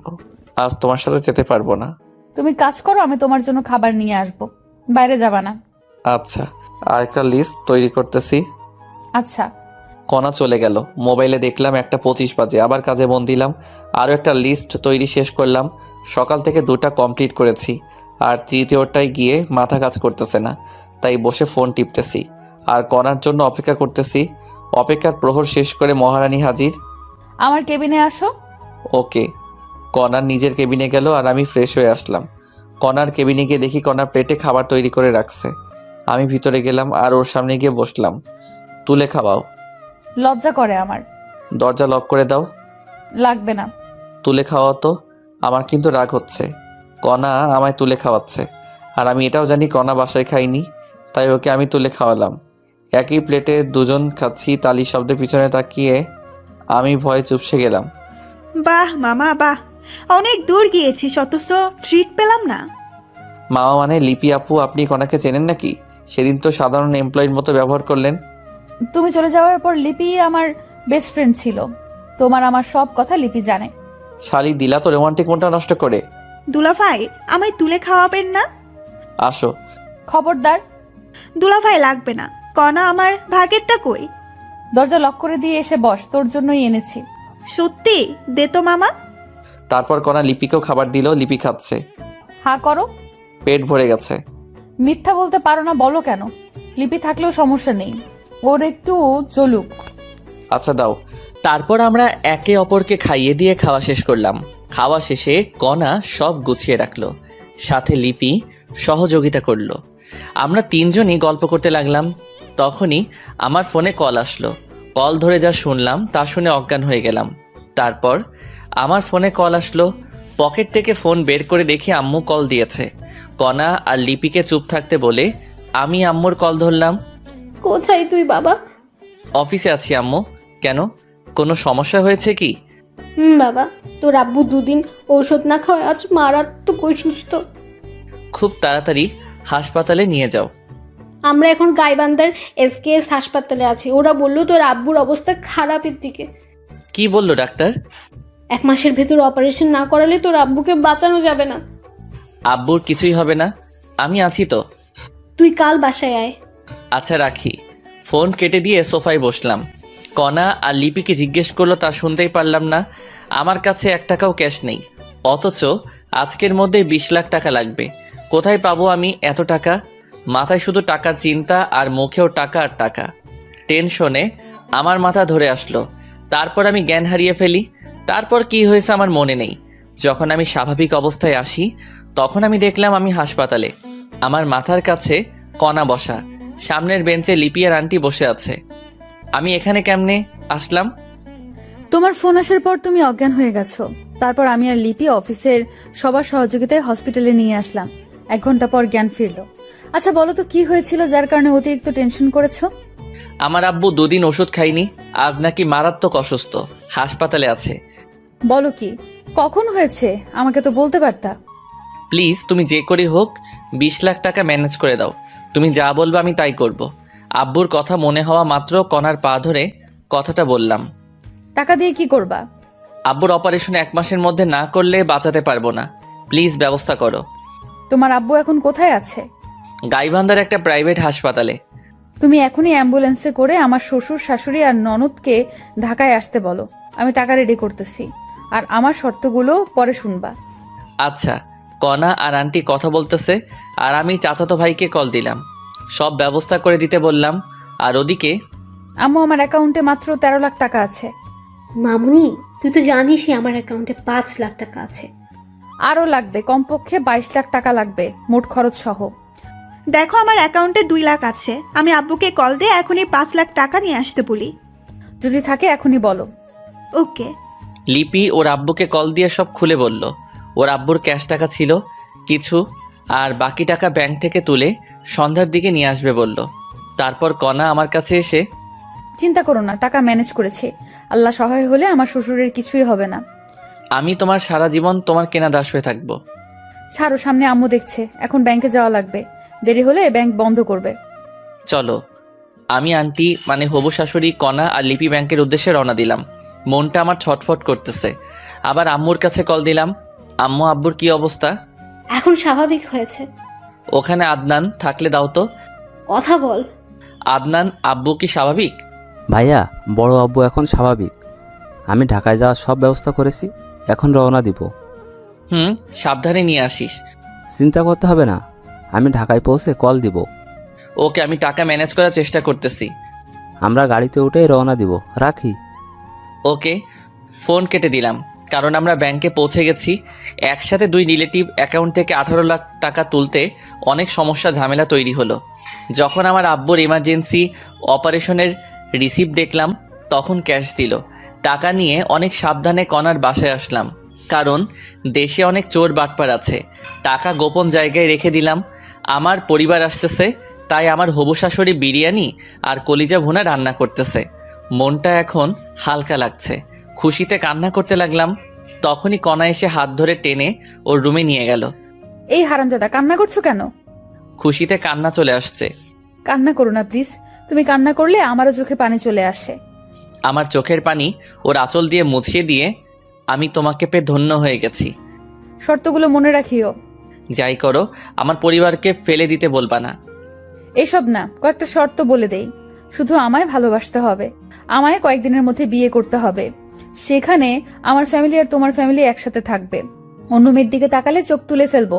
আর বাকি শর্তগুলো পরে বলবো। বলো রাজি কিনা? আমি তোমার সব শর্তে রাজি বলেই কণাকে জড়িয়ে ধরে বিছানায় ফেলে দিলাম। যখনই হবু শাশুড়ি ডাক দিল, কণা আমায় ধাক্কা দিয়ে বিছানায় বসলো। আমিও বসে ফোন টিপতে লাগলাম। শাশুড়ি এসে, তোমার আব্বু কত দূর আসলো? আর 2 ঘন্টার একটু বেশি লাগবে। তাহলে তোরা সবাই খেয়ে নে। ওকে। আমাকে অনেক খিদে লাগছে, তাই ফ্রেশ হয়ে পেট ভরে খেয়ে নিলাম। খাওয়া শেষে সোফায় বসে টিভি দেখতেছি। লিপির আব্বু টাকা নিয়ে আসলো, আমাকে চিন্তা করতে নিষেধ করলো এবং সাথে করে লিপিকে নিয়ে গেল। কণা টাকা রেখে আসলো আর আমার শাশুড়ি ঘুমাতে গেল। আর আব্বু আম্মু আসলে ডাক দিতে বলল। কণার কথা জিজ্ঞেস করলাম। কণা নাকি ঘুমিয়েছে। আমি সোফায় বসে আছি, তখনই কণা আসলো। তুমি ঘুমাওনি? না, তুমি এখানে তাই আসলাম। তুমি গিয়ে ঘুমাও। চুপ করো। বলেই আমার কোলে মাথা রেখে শুয়ে পড়ল। জানো, আমি কখনো ভাবিনি এমন হবে। আব্বু আম্মু আসলে ডাক দিবা আমায়। রাত 11টায় আমি কল পেয়ে গেট খুলে দিলাম। দেখি ওরা হাইসে করে এসেছে। হাইস কেন? ভাইয়া, অ্যাম্বুলেন্স ভালো না, তাই হাইস নিয়েছি। আচ্ছা, আব্বুকে ধরো, ভিতরে নিয়ে যাই। ওকে। তারপর আব্বুকে দোতলায় এনে গেস্ট রুমে শোয়ালাম। আব্বু সব দেখতে পারে কিন্তু কথা বলা আর হাঁটতে পারে না, আর এই কারণে ভিতরে কি জানি সমস্যা হয়েছে। আব্বুকে রুমে রেখে আসলাম, সাথে আম্মু আছে। আমার ছোট বোন আনহা গিয়ে কণাকে ডাক দিল। কণা আনহাকে চিনতে পেরে জড়িয়ে ধরে কান্না করতে লাগলো। আনহাও কান্না করতে লাগলো। যখন বুঝতে পারছে আম্মু আসছে, দৌড়ে আম্মুর কাছে গেল। মামুনি, ফারুক তোমার দেখা কেমন করে পেল? অনেক কাহিনী আম্মু। এখন বলো, আমাকে আগের মতো করে ছেলের বউ করবা না? তোমার আঙ্কেলের অবস্থা দেখছো কেমনে হয়? আম্মু, আমি অপারেশনের সব ব্যবস্থা করেছি। পরশুদিন সিঙ্গাপুরের উদ্দেশ্যে রওনা দিব। কাল সকালে টিকিট কনফার্ম করব। তুই আমার মা হয়ে গেলি মামুনি। আল্লাহ তোমাকে অনেক দিন বাঁচিয়ে রাখুক। কণাকে টেনে নিয়ে কপালে চুমু খেয়ে, এখন চলো, খেতে হবে। তবে আব্বুকে একটু খাইয়ে ওষুধ খাইয়ে দাও। ওকে গাড়িতে খাইয়েছি, ওষুধও খাইয়েছি, এখন খাওয়ালে সমস্যা হবে। ও এখন ঘুমাবে। চলো, খাবে তুমি। তারপর আম্মু, আনহা আর আদনান ফ্রেশ হয়ে এলো। আন্টি মানে হবু শাশুড়ি পরিবেশন করলো, আর ওরা সবাই খেয়ে নিল। খাওয়া শেষে সবাই একখানে বসলাম। সেখানে টিকিট কয়টা কাটবো? 4টা টিকিট কেটে রাখো। ওকে, কিন্তু কে কে যাবে? আম্মু যাবে, আব্বুর সেবা করতে হবে, সেগুলো আমরা পারবো না। আমি যাব, তুমি যাবে, আর আব্বু। ওকে, কাল সকালে। এখন সবাই ঘুমিয়ে পড়ো। ওকে। 4টা রুম, কিন্তু বেড 3টা। একটায় আব্বু আম্মু, আরেকটায় কণা, শাশুড়ি আর আনহা, আর আরেকটায় আমি আর আদনান ঘুমিয়ে পড়লাম। পরের দিন উঠলাম কণার ডাকে। উঠে নাস্তা করলাম। নাস্তা করে অনলাইনে টিকিট কাটার জন্য রওনা দিলাম। টিকিট কনফার্ম করে টিকিটের রিসিভের ফটোকপি নিলাম। এটা দেখালেই টিকিট দিয়ে দিবে। আব্বুকে নিয়ে আমি আর কণা বাংলাদেশের নামকরা বেসরকারি হাসপাতালে গেলাম। ডাক্তার কণার পরিচিত হওয়ার সুবাদে সিরিয়াল খুব তাড়াতাড়ি পেয়ে গেলাম। ডাক্তার অনেক সতর্কভাবে আব্বুর চেক আপ করলো। আব্বুর শরীর এখন কেমন আর আব্বুর শরীর কোন ধরনের অপারেশন সহ্য করতে পারবে সে অনুযায়ী একটা রিসিপ্ট তৈরি করলো। সেদিন আরও কিছু কাজ করলাম। দিনটি কেমনে কেটে গেল বুঝতেই পারলাম না। পরের দিন আবার সেই হাসপাতালে গেলাম। এই হাসপাতালের মাধ্যমেই আমরা সিঙ্গাপুর যাব, আর ওখানে যা কাজ করা লাগবে সব এই ডাক্তাররাই করবে। আমরা সকাল 10টায় গেলাম হাসপাতালে। আবার রিসিপ্ট নিয়ে ব্যাংকে গিয়ে 20 লাখ টাকা ডোনেট করলাম। টাকা ডোনেট করার পর রিসিপ্ট নিয়ে বাসায় আসলাম। আমাদের বিকেল 4টায় ফ্লাইট, তাই আমরা রেডি হলাম। টিকিট অবশ্য কাটা ছিল আমাদের। আমরা রওনা দিলাম দুপুর 2টায়। যথাসময়ে প্লেন উড়াল দিল। দীর্ঘ 6 ঘন্টা পর আমরা সিঙ্গাপুরের মাটিতে পা রাখলাম। আমরা সরাসরি হাসপাতালে চলে গেলাম। আমাদের কাছ থেকে রিসিপ্ট জমা নিল এবং আব্বুকে ভিতরে নিয়ে গেল। কিছুক্ষণ পর এসে অভিভাবক অর্থাৎ সাদা স্ট্যাম্পে আমার স্বাক্ষর নিল। স্বাক্ষর করা শেষে ওরা চলে গেল। অপারেশন শুরু হলো। আমরা বাইরে দাঁড়িয়ে আছি। আম্মু তো শুধু কান্নাই করছে, থামছেই না কিছুতেই। আমারও কান্না আসতেছে, কিন্তু আমায় শক্ত হয়ে থাকতে হবে। আমি যদি কান্না করি তাহলে আম্মুকে আটকানোই যাবে না। আমি শুধু মনে মনে আল্লাহর নাম নিচ্ছি। আম্মু কান্না করতে করতে ক্লান্ত হয়ে বেঞ্চের উপর ঘুমিয়ে পড়েছে। কণা আম্মুর মাথা নিজের কোলে রেখে বসে আছে, আর আমি অপারেশন থিয়েটারের দরজার সামনে দাঁড়িয়ে আছি। আমার চোখের কোণে পানি এসে গেছে। আব্বুর কিছু কথা আমার মনে উঠে গেল। যাই হোক, প্রায় 3 ঘন্টা পর একজন দরজা খুলেই, কে আপনি? আমি রোগীর আত্মীয়। কেন? একটা ভালো খবর আছে। কি সেই খবর স্যার, বলেন একটু। অপারেশন সাকসেসফুল, রোগী সম্পূর্ণ বিপদমুক্ত ইনশাআল্লাহ। সত্যি আব্বুর কিছু হয়নি? এখন দেখা করতে পারবেন না, রোগীর জ্ঞান ফিরতে সময় লাগবে, কমপক্ষে 48 ঘন্টা। আর রোগীকে ঘুমের ইঞ্জেকশন দেওয়া আছে, ডিস্টার্ব করবেন না রোগীকে। ভিতরে গিয়ে দেখি সিনিয়র ডাক্তার সহ আরও 5 জন দাঁড়িয়ে আলোচনা করতেছে। Okay sir.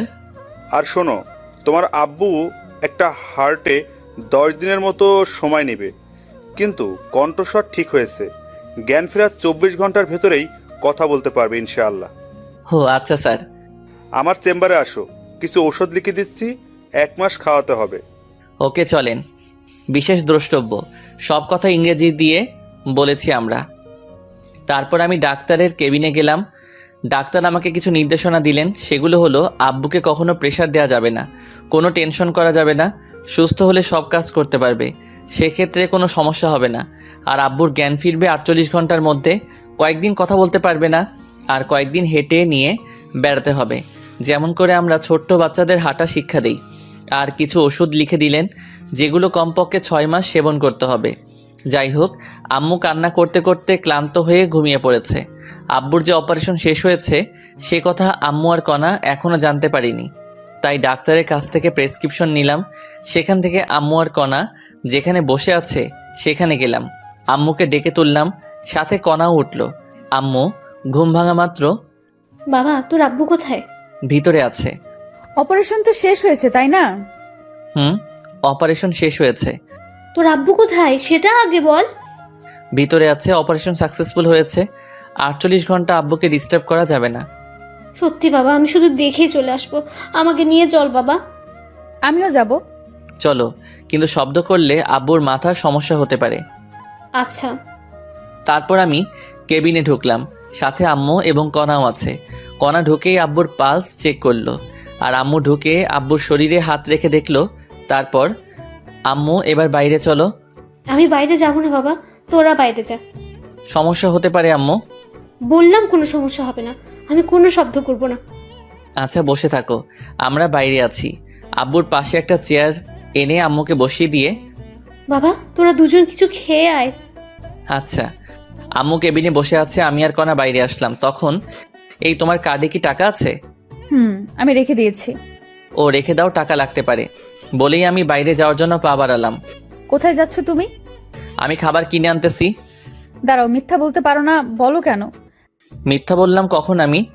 জানি তোমার কাছে কোনো টাকা নেই, এখান থেকে খাবার নিয়ে আসিও। আমার হাতে ও ডেবিট কার্ডটা দিয়ে, আচ্ছা আসলে আমার কাছে 5,000 টাকা ছিল মাত্র। তুমি কোথায় থাকবা? কোথায় আবার? আম্মুর সাথে। ওকে। কণা আম্মুর কাছে গেল, আর আমি বাইরে গেলাম। সেখানে ভাত না পেয়ে বিরিয়ানি নিয়ে আসলাম। 4 প্যাকেট বিরিয়ানি নিয়ে আসলাম। এসেই আম্মু এদিকে এসে তুলে খাওয়াও আমাদের। আচ্ছা চল। তারপর আম্মু আমাকে আর কণাকে খাইয়ে দিচ্ছে, আর আমরা দুজন আবার আম্মুকে খাওয়াচ্ছি। খাবার এক পর্যায়ে, আজ আমি অনেক খুশি। আমরাও। আজ আব্বুর অপারেশন হয়ে অনেক শান্তি লাগছে। সেটাই। কণা টাকা না দিলে সেটা হতো না কখনো। তোর আব্বু সুস্থ হলে তোদের বিয়ে দেব। আগে আব্বু সুস্থ হোক তো। মেয়েদের মতো লজ্জা পাস কেন? আচ্ছা মামুনি, 3-4 মাস পর বিয়ে হলে কোনো সমস্যা হবে তোমার? আম্মু আপনারা যখন দেবেন আমি তখনই রাজি, কিন্তু বাসায় গিয়ে ওর সাথে আমার রেজিস্ট্রি করে রাখতে হবে। আচ্ছা মামুনি, আমরা একটু সামলে উঠবো। আর শোনো, তোমাদের তো কাল রাতের ঘুমও হলো না। ওখানে যে বেঞ্চ আর ফাঁকা ব্যাড আছে ওখানে ঘুমিয়ে পড়ো। আচ্ছা। তারপর আমরা অনেক কষ্টে ঘুমালাম। ঘুম থেকে উঠলাম পরের দিন সকালে। সেদিনটাও কেটে গেল। পরের দিন উঠে ভালো লাগছিল না, তাই কণাকে নিয়ে বাইরে গেলাম। একটা পার্কে আমি আর কণা বসে আছি তখন। আচ্ছা বলো তো, তোমার শর্তগুলো পূরণ করতে হবে না? যখন তুমি আমার কথা শুনবা না তখন বলবো। আমাকে কাছে টেনে নিয়ে আমার কপালে আলতো করে একটা চুমু দিয়ে বলল, আচ্ছা। বলেই জড়িয়ে ধরলাম। তখনই কণা একটা আইসক্রিমের ভাসমান দোকান দেখে আইসক্রিমের বায়না ধরলো। মহারানী আইসক্রিম খাবে। আমি আইসক্রিম এনে দিলাম। আইসক্রিম আমার একেবারে অপছন্দ। আমাকেও খেতে বলল, কিন্তু আমি খেলাম না। কণা আইসক্রিম খাচ্ছে ছোট বাচ্চাদের মতো করে। খাওয়া শেষে ঠোঁটের চারপাশে আইসক্রিম লেগে আছে। তোমার ঠোঁট মুছে ফেলো। আমি পারবো না। দেখো ঠোঁট পরিষ্কার করো, না হলে ঠোঁট কামড়ে ছিঁড়ে ফেলবো কিন্তু। ছিঁড়ে ফেলো, তোমার জন্যই তো রাখা। তারপর আর কি লাগে, ফায়দা যাকে বলে। কণাকে লিপ কিস করতে লাগলাম। কণাও আমাকে জড়িয়ে ধরলো। ওর ঠোঁটে আর এক বিন্দু আইসক্রিম লেগে নেই, তবু আমি ছাড়লাম না ওকে। তারপর ধীরে ধীরে গলায় কিস করলাম। তখনই কণা কেঁপে উঠে আমায় জড়িয়ে ধরলো। আমিও আবার শুরু করলাম। তখনই পিছন থেকে, এই আপনারা শিশু পার্কে এসব কি করেন? জরিমানা ধরা হবে কিন্তু। দুঃখিত, আমরা যাচ্ছি। তারপর আরও কিছুক্ষণ ঘুরলাম। সন্ধ্যার দিকে আম্মুর জন্য খাবার নিয়ে হাসপাতালে আসলাম। হাসপাতালে এসে দেখে আব্বু হাত নাড়ানাড়ি করতেছে। তখনই আমি ডাক্তারকে ডেকে আনলাম। ডাক্তার আব্বুকে চেক আপ করে, I can believe this. Any problem doctor? না, একটা সুখবর আছে। কি সেই খবর? আসলে আপনার আব্বুর শরীরে অনেক ধরনের জিন বিদ্যমান, তাই আপনার আব্বুর অভিযোজন ক্ষমতাও বেশি। খুব সহজেই সব পরিবেশে খাপ খেয়ে নিতে পারে। আপনার আব্বুর সেসব এনজাইমের জন্য আপনার আব্বু শরীরের ভারসাম্য ফিরে পেয়েছে, কিন্তু এখনও জ্ঞান ফেরেনি, আর কথা বলতে পারবে কিছুক্ষণ পর। সত্যি ডাক্তার? আর ঘুমের ওষুধ দেয়নি। কিছুক্ষণের মধ্যেই আপনার আব্বু ঘুম ভেঙে যাবে। ভালো কিছু খাইয়ে দিয়েন। আমি আসি এখন। ওকে। তারপর ডাক্তার চলে গেল। আমি অনেক খুশি, আব্বু আবার আগের মতো চলতে পারবে। যাই হোক, আব্বুর জ্ঞান রাত 2টার দিকে আসলো। ওঠা মাত্র আব্বুকে বাইরে থেকে আনা খাবার খাওয়ালাম, ওষুধ খাইয়ে দিয়ে আব্বুকে রেস্ট নিতে দিলাম। আব্বু হাত পা নাড়াতে পারে কিন্তু পা ফেলাতে ভয় পায় আর কথা বলার চেষ্টা করে। মুখ দিয়ে বাতাসও বের হয় কিন্তু আওয়াজটা বের হয় না। যাই হোক, আমি আর আম্মু মিলে আব্বুকে কিছুক্ষণ হাঁটালাম, তারপর আবার রেস্ট নিতে দিলাম। পরের দিন সকালে কিছুক্ষণ চেষ্টা করতেই আব্বু হাঁটতে সফল হলো। সেদিন পমাদের হাসপাতাল থেকে রিলিজ দিল। সেদিন রাতের টিকিট আমরা কেটে ফেললাম। আব্বু ইশারা দিয়ে কথা বলে। টিকিট কাটা শেষে আমরা একটা ছোট হোটেলে গিয়ে রাতের খাবার খেয়ে কিছু ব্যাগে প্যাকেট করে নিলাম। সন্ধ্যার সময় এয়ারপোর্টের ভিতরে প্রবেশ করলাম। রাত 8টায় প্লেন উড়াল দিল। পরের দিন ঢাকা শাহজালাল আন্তর্জাতিক বিমানবন্দরে নেমে কনার বাসায় গেলাম এবং কনার আব্বুর নামে যা শুনলাম তা শুনে দ্রুত সন্ধ্যার সময় আমরা এয়ারপোর্টের ভিতরে আসলাম। সিঙ্গাপুরের সময় রাত 11টায় আমাদের ফ্লাইট। আগে থেকে জানতাম অনেক সময় ভিতরে বসে থাকা লাগবে, তাই রাতের জন্য হালকা নাস্তা নিয়েছিলাম। রাত 9টার দিকে নাস্তা করলাম সবাই মিলে। আমরা এয়ারপোর্টের ভিতরের সোফায় বসে আছি, তখনই ভাবলাম আব্বুকে একটু ধরে ধরে হাঁটিয়ে নেই। সে অনুযায়ী কাজও করলাম। প্রায় আধা ঘন্টা হাঁটালাম। আল্লাহর অশেষ রহমতে আব্বু ভালোভাবেই হাঁটতে পারছে। কিছুক্ষণ পর সকল যাত্রীকে প্লেনে উপস্থিত হতে বলা হলো। আমরাও প্লেনের ভিতরে গেলাম। আমাদের 4 জনের সিট একসাথেই পড়েছে। আমাদের সিট বেল্ট বেঁধে দিল বিমানবালারা। রাত 11টায় প্লেন উড়াল দিল। আমরাও ঘুমিয়ে পড়লাম। আমার পাশে কণা, তারপর আম্মু, তারপর আব্বুর সিট পড়েছে। আমাদের প্রত্যেককে একটা করে কম্বল দেওয়া হলো। কণা ওর জন্য দেওস কম্বলটি রেখে দিল। কম্বল রেখে দিলা কেন? আমাদের একটা কম্বলই যথেষ্ট। কেমন করে একটা দিয়ে হবে, যে ছোট একটা কম্বল? এতেই হবে। আমি তোমায় জড়িয়ে ধরে ঘুমাবো, তোমার কাঁধে মাথা রাখবো। খালি ফাইজলামো।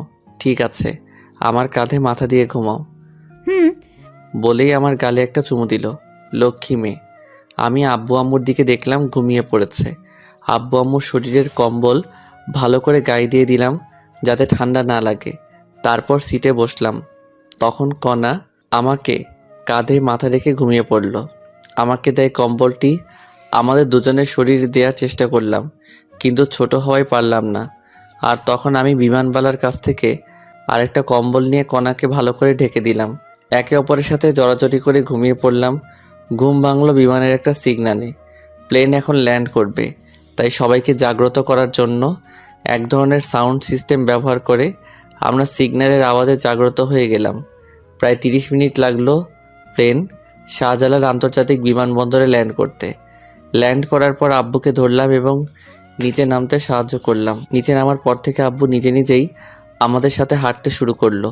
ল্যান্ড করার পর আমরা প্লেন থেকে নেমে রিসিভ রুমে আসলাম। রিসিভ রুম থেকে ব্যাগ রিসিভ করে এয়ারপোর্টের বাইরে আসলাম। আমার ছোট বোন আনহা আর চাচাতো ভাই আদনানকে আসতে বলা হয়েছিল। আমরা এয়ারপোর্টের বাইরে এসে দেখলাম ওরা দাঁড়িয়ে আছে। আনহা আব্বুকে দেখে দৌড়ে এসে কান্না শুরু করে দিল। আব্বুও নীরবে চোখের পানি ফেলতে লাগলো। আমি সান্ত্বনা দিয়ে একটা ট্যাক্সি নিয়ে আমরা সবাই কণার বাসায় আসলাম। আমি ব্যাগ নিয়ে আগেই দোতলায় গেলাম। বাসায় এসে কলিং বেল দিলাম। আমার আব্বুর বয়সী একজন পুরুষ দরজা খুলে দিল। কে আপনি? এই বাসায় কি চাই? সরি, আপনাকে তো চিনলাম না।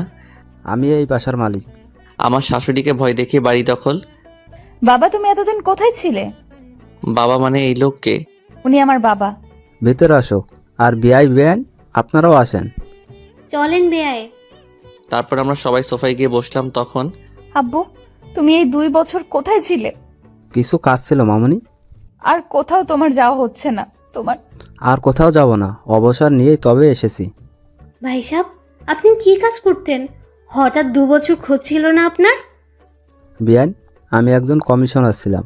আমাদের দেশে মাদকের ব্যবহার অধিক ছিল আর আমি ট্রেনিংয়ে মেডেল জিতেছিলাম, তাই সরকার আমায় ডেকে পাঠায়। তারপর আমাদের একটা মিটিং হয়। সেই মিটিংয়ে 60 সদস্য বিশিষ্ট একটা দল তৈরি করি। এদের মূল কাজ মাদকের গডফাদারকে ধরা। আমরা এই কাজের মিশনের জন্য উঠে পড়ে লেগে পড়ি। বাসায় থাকলে সমস্যা হতো, তাই আমি কাউকে না জানিয়ে পালিয়ে যাই। মিশন ছিল জীবন মরণের।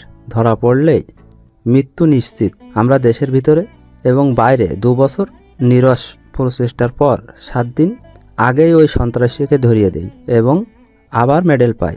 সেদিনেই চাকরির অবসরের আবেদন করি। অফিসাররা সবাই অবাক হয়েছিল এবং তারা আমাকে চাকরিতে জোর করে রাখতে চেয়েছিল, কিন্তু পারিনি।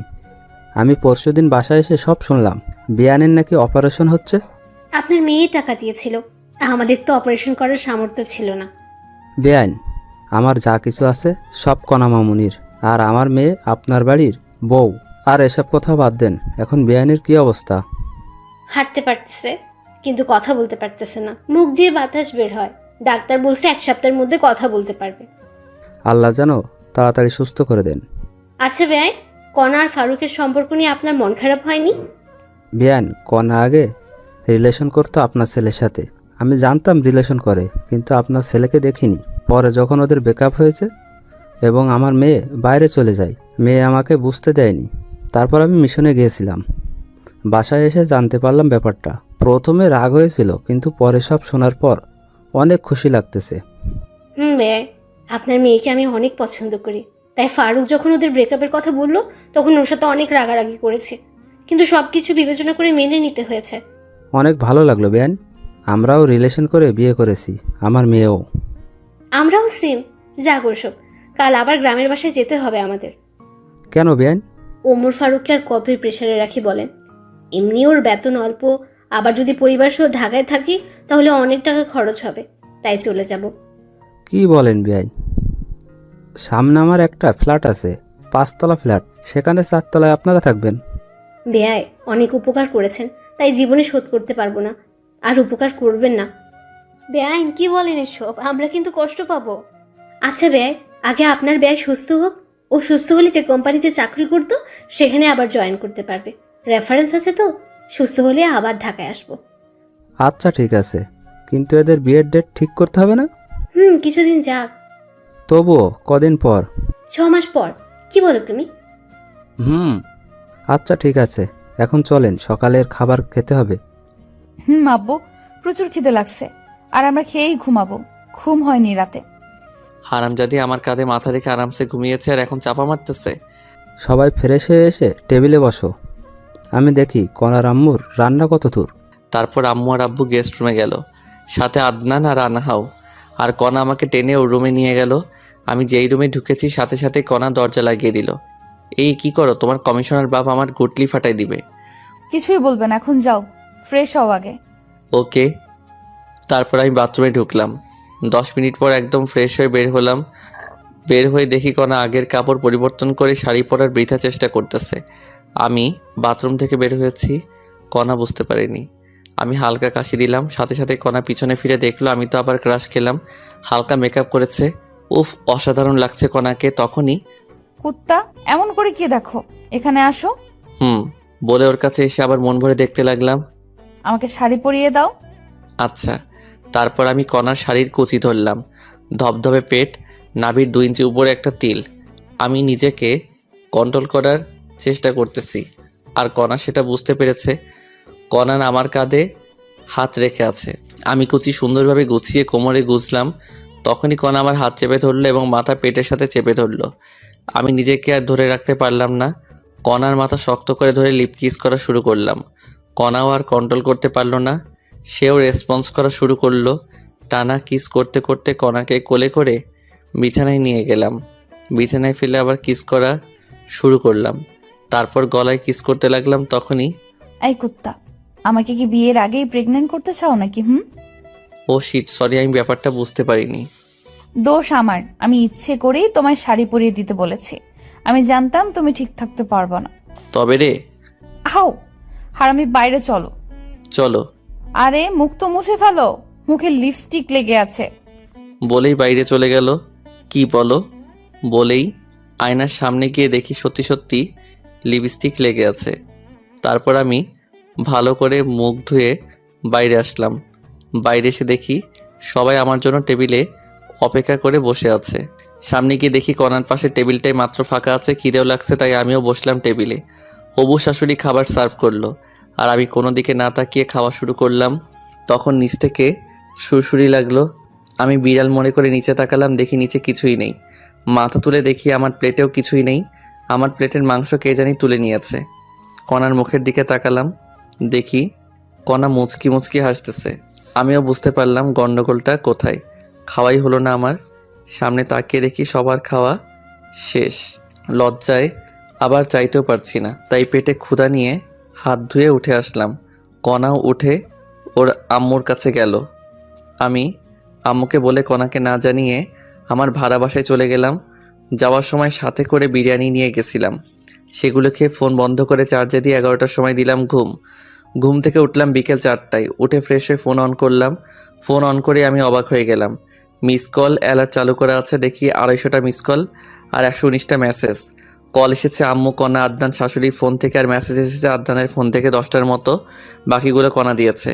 সবগুলো মেসেজ হলো আমি কোথায় আছি, তাড়াতাড়ি যেন বাসায় যাই, এসব নিয়ে। যাই হোক, এসব দেখে ভাবলাম কল দেই।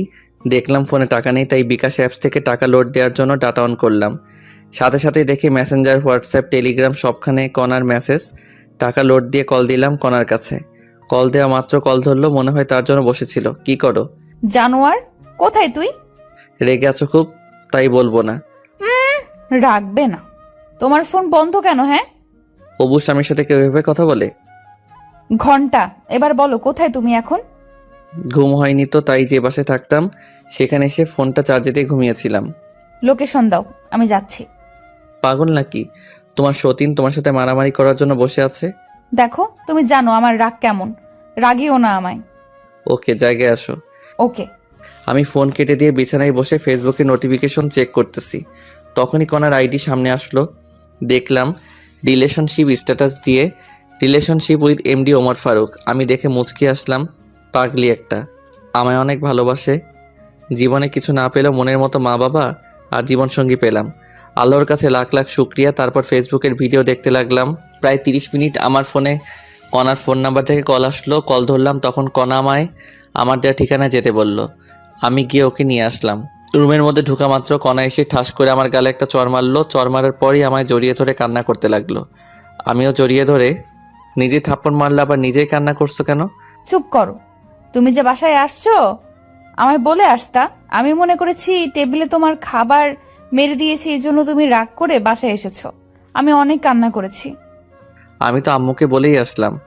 তুমি নাকি বলেছো বাইরে যাচ্ছ, কিন্তু এতক্ষণ লাগে নাকি? তাই চিন্তা হচ্ছিল আমার।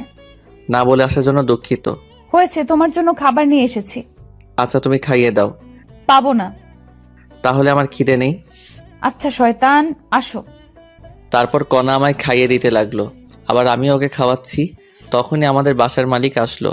বাসার মালিকের সাথে আমার সম্পর্ক ভালো। বাড়িওয়ালা এসে, কি ফারুক, কি খবর তোমার? দুদিন থেকে দেখাই যাচ্ছে না, ঘটনা কি? ভাই, আব্বুর অপারেশনের জন্য বাইরে গেছিলাম। এনিকে ভাবি নাকি? আপনার ভাবি। হাফ নাকি ফুল? পরে বলবো। আচ্ছা, পরে শুনবো। এখন বাড়ি ভাড়া কবে দিবা? কাল দিব ভাই। আচ্ছা, তাহলে আমি যাই।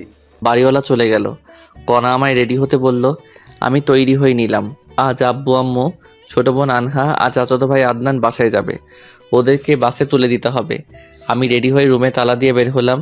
কণা আর আমি রিক্সা নিয়ে কণার বাসায় গেলাম। বাসায় যাওয়া মাত্র, তোর কি আক্কেল জ্ঞান নেই? তুই বাইরে গেছিস, কণাকে বলা লাগবে না? তোমাকে তো বললাম আম্মু। তুই বলেছিস তুই বাইরে যাচ্ছিস, কিন্তু তুই যে তোর মেসেজ যাবি সেটা তো বলিসনি। আর তোর ফোন বন্ধ ছিল, তাই কণা কান্নাকাটি করে অবস্থা খারাপ করেছিল। বাদ দাও, তোমরা রেডি হয়েছো? প্রায়। বাস কয়টায়? রাত 9টায়। এখন 6:30 বাজে। তাহলে সমস্যা নেই। খেয়েছো তোমরা?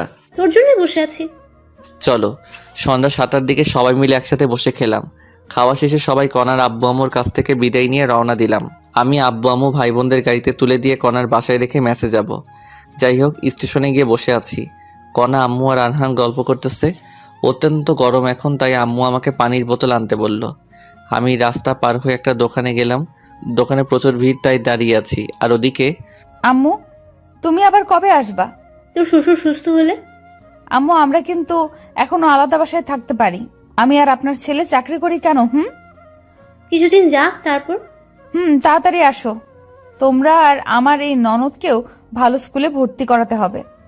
পরে সেটা ভাবি। আমার পরীক্ষা সব কমপ্লিট। 6 মাস পর পরীক্ষা। সত্যি? তাহলে আমি তোমার পরীক্ষার আগে যাব ওখানে। আচ্ছা ভাবি, আসিও, অনেক মজা হবে। যাই হোক, ওরা এমন আরও কথা বলতেছে, আর এদিকে আমি পানির বোতল কিনে রাস্তা পার হচ্ছি। তখনই প্রায় 2 বছর পর চিরচেনা আব্বুর কণ্ঠস্বর শুনতে পেয়ে দৌড় দিলাম। আমি তো শকড হয়ে গেলাম, আবার অনেক খুশি লাগতেছে। কিন্তু আব্বু কি জানি ইশারা করতেছে আর বলতেছে, আরে পাগল ছেলে, সামনে দেখো। বলেই আব্বু আমার কাছে দৌড়ে আসতেছে। আমি সামনে তাকিয়ে দেখি বিশাল দূরে একটা সিএনজি 60 কিলোমিটার পার আওয়ার বেগে ছুটে আসতেছে। সিএনজি এর গতি দেখে আমি ভয়ে কি করব ভেবে পাচ্ছি না। আমার ব্রেন কাজ করা বন্ধ করে দিয়েছে। আমি আমার মৃত্যু দেখতে পারতেছি। আমি ভয়ে চোখ বন্ধ করলাম। তখন আমার মনে হলো আমায় কেউ আচমকা টান দিল। আমি বুঝতে পারলাম আমি কোথাও পড়ে গিয়েছি, কিন্তু আমার শরীরে মনে হয় শক্তি নেই। কেউ একজন আমায় ধাক্কাচ্ছে। তখনই আমার চিন্তা শক্তি কাজ করা শুরু করে দিল। আমি চোখ খুললাম। খোলা মাত্র, বাবা, তোর কিছু হয়নি তো? কিছু হয়নি তো মনে হয়। চারপাশ দেখে আসবি না? ভুল হয়েছে, এবার চলো। চল। আম্মুকে বলিও না, আবার চিন্তা করবে। আচ্ছা। তারপর আমি আমার শরীরের ধুলা ঝেড়ে ফেলে দিলাম।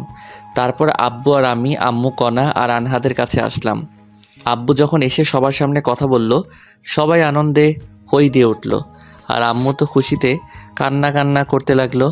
তখনই, এই একসাথে এত খুশি কোথায় রাখি? তুমি যাও, বাবার কর্ণফুলের রস নিয়ে আসো। ওকে যাচ্ছি বলেই যেতে লাগলাম। কোথায় যাচ্ছিস? ফলের রস নিয়ে আসি। লাগবে না। আব্বু নিয়ে আসুক না। আরে ফারুক কোথাও যাবে না। জানো কি হয়েছিল একটু আগে? কি হয়েছিল আব্বু? কিছু হয়নি বলেই আব্বুর মুখ চেপে ধরলাম। আসলে তারপর সব খুলে বলল। আরে চিন্তা করো না তো, কিছু হয়নি তো। হলে আর কি হতো, মরে যেতাম। কান্না করার মতো কেউ নেই। চলো তো একটু ওয়াশরুমে যাব। চলো। তারপর আম্মুকে চুপ করে থাকতে বললাম। আব্বু আমার আম্মুকে সান্ত্বনা দিচ্ছে, আর আমি কণাকে নিয়ে বাস কাউন্টারের ওয়াশরুমে ঢুকলাম। কণা ভিতরে ঢুকে উকি দিয়ে কি জানি দেখলো। তারপর হঠাৎ দরজা বন্ধ করে দিয়ে আমার শার্টের কলার ধরলো। তখন, এই কি করছো? তুই কি বললি কিছুক্ষণ আগে? কি বলছি আমি? কি বললি তুই মরে যাবি? তোর কিছু হলে আমি কি নিয়ে বাঁচবো বল? সরি, আর বলবো না। সাবধানে দেখে শুনে বের হবা না তুমি? তোমার কিছু হলে আমি কি নিয়ে বাঁচবো? কলার ছেড়ে দিয়ে আমায় জড়িয়ে ধরে কান্না করতে করতে কথাগুলো বলল। তোমার আর আম্মুর দোয়া আর আল্লাহর রহমত থাকলে আমার কিছু হবে না। সবসময় তোমার জন্য দোয়া করি আমি। এবার কিস করো। তাই তো, তোমায় অনেক ভালোবাসি। কচু বাসো, তাই তো আমার কথা চিন্তাও করো না, শুধু বাজে কথা বলো। মৃত্যু ছাড়া আমি তোমায় ছেড়ে কোথাও যাব না। জানো আমার না খুব কান্না আসছিল যখন তুমি এই কথাগুলো বলছিলে। মনে হচ্ছিল ধরে থাপ্পড় মারি আর বলি তোমায় অনেক ভালোবাসি। ওসব আমি ইচ্ছা করেই বলেছি। দেখলাম তুমি আমায় কেমন ভালোবাসো। এবার চলো বাইরে যাব, না হলে অনেক খারাপ ভাববে। চলো। তারপর আমি আর কণা সবার কাছে আসলাম। কিছুক্ষণ পর বাস আসলো। আমি সবাইকে বাসে তুলে দিলাম। সবার জন্য হালকা খাবার কিনে দিলাম। বাস যতক্ষণ ছিল ততক্ষণ দাঁড়িয়েছিলাম। তারপর আমি আর কণা সিএনজি নিয়ে বাসায় আসলাম।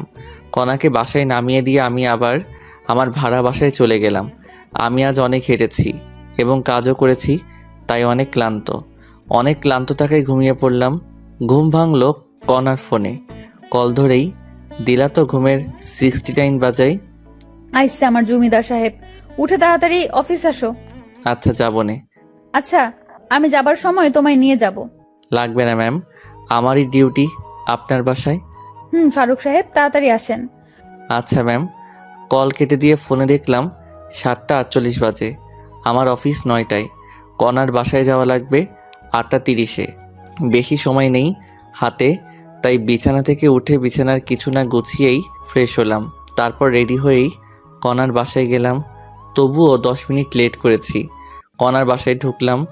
জামাই না হতেই আমায় এখন থেকে জামাই আদর করতেছে। যাই হোক, খাওয়া শেষে কণা লাঞ্চ পার্টিতে প্যাক করে নিল। তারপর আমরা দুজনে অফিসের উদ্দেশ্যে রওনা দিলাম। অফিসে ঢোকার পর আমি আমার কেবিনে গেলাম। কিছুক্ষণ পর সবাই আসলো। তখন কণা সবাইকে ডাকলো। সবাই মিটিং রুমে গেল, সাথে আমিও মিটিং রুমে। শোনেন, আপনারা আমাদের অফিসের অনেক লোকসান হচ্ছে। ম্যাম, আমরা তো ঠিকভাবে কাজ করছি, সর্বোচ্চ দিয়ে কাজ করি। সবাই তো করে না। ম্যাম, এই অফিসের ক্ষতি হলে অফিস বিক্রি করে দেবে, তখন আমরা কোথায় যাব? আর গেলেও হয়তোবা এমন বস পাবো না। আর এই অফিসে আমাদের সবসময় ছাড় দিয়েছে। অফিসের লোকসানের সময় আমরা কাজ করে তা পুষিয়ে দিব। সাবাস, আপনারা সবাই এরকম মানসিকতা নিয়েই কাজ করবেন। আমরা তাই করব ম্যাম। আরেকটা কথা, এ আমার ভালোবাসা এবং হবু স্বামী। সব মেয়েই ওকে দুলাভাই না হলে ভাইয়া বলে ডাকবা। আমাকে ওর কাছে এনে হাত ধরে বলল, ম্যাম খাওয়া দেন। আচ্ছা, আজ দিব। তারপর মিটিং শেষ করে দিল। কণা সবাইকে খাওয়ালো। তারপর আবার কাজ করতে লাগলাম। অনেক দিন আসতে পারিনি, অনেক কাজ পড়ে আছে। কাজ করতে করতে দুপুর হয়ে গেল। লাঞ্চের সময় কণা ডাকলো। কণার কেবিনে লাঞ্চ করলাম। লাঞ্চ শেষে আবার কাজ করতে লাগলাম। ছুটি হলে কণা আর আমি অফিসের গাড়ি নিয়ে একটু ঘুরে বেড়াই। তারপর কণার বাসায় গিয়ে রাতের খাবার খেয়ে বাসায় যাই। এভাবে চলে গেল 7 দিন। অফিসের কাজের প্রচুর চাপ, কোম্পানির লোকসান, সবাইকে দিয়ে তুলে নেওয়া হচ্ছে। এ মাস প্রায় শেষ হয়ে যাচ্ছে। মাসের আছে 5 দিন। অফিস যাওয়ার জন্য বের হয়েছি, তখন মেসেঞ্জারে আমার গ্রামের এক বান্ধবীর কল পেলাম। কি রে ফারুক, কেমন আছিস? আলহামদুলিল্লাহ, তুই কেমন আছিস? দুলা ভাই আর ভাগিনা কেমন আছে? ভালো ছিলাম, কিন্তু কয়েকদিন থেকে নেই রে মামা। কেন কেন কেন কোনো সমস্যা হয়েছে কি? তোর দুলাভাইয়ের হার্টের অপারেশন করা লাগবে। টাকা ম্যানেজ হয় নাই? সব কমপ্লিট। আর তুই তো জানিস আমরা পালিয়ে বিয়ে করেছি, এই জন্য কেউ মেনে নেয়নি। আর তোর দুলাভাইয়ের অসুস্থতার জন্য কোম্পানি থেকে লোন দিয়ে অপারেশন করাচ্ছি। খুব ভালো করেছিস। আমার কি কোনো হেল্প লাগবে? ঢাকায় আমার চেনা পরিচিত তুই আছিস, আর অপারেশনের সময় আমি মেয়ে মানুষ কেমনে দৌড়াদৌড়ি করব? তুই কি একটু 2 দিন সময় দিতে পারবি? আচ্ছা, কবে যাওয়া লাগবে? আজকে আয়, কাল তাহলে অপারেশন হবে। আচ্ছা, আমি আসতেছি। সীমার ফোন কেটে দিয়ে কণাকে টেক্সট করে জানিয়ে দিলাম আমি 2 দিন অফিসে যেতে পারবো না। আমার বন্ধু অসুস্থ, অপারেশন হবে, তাই হাসপাতালে যাব। আর আমাকে এই 2 দিন কল দিও না।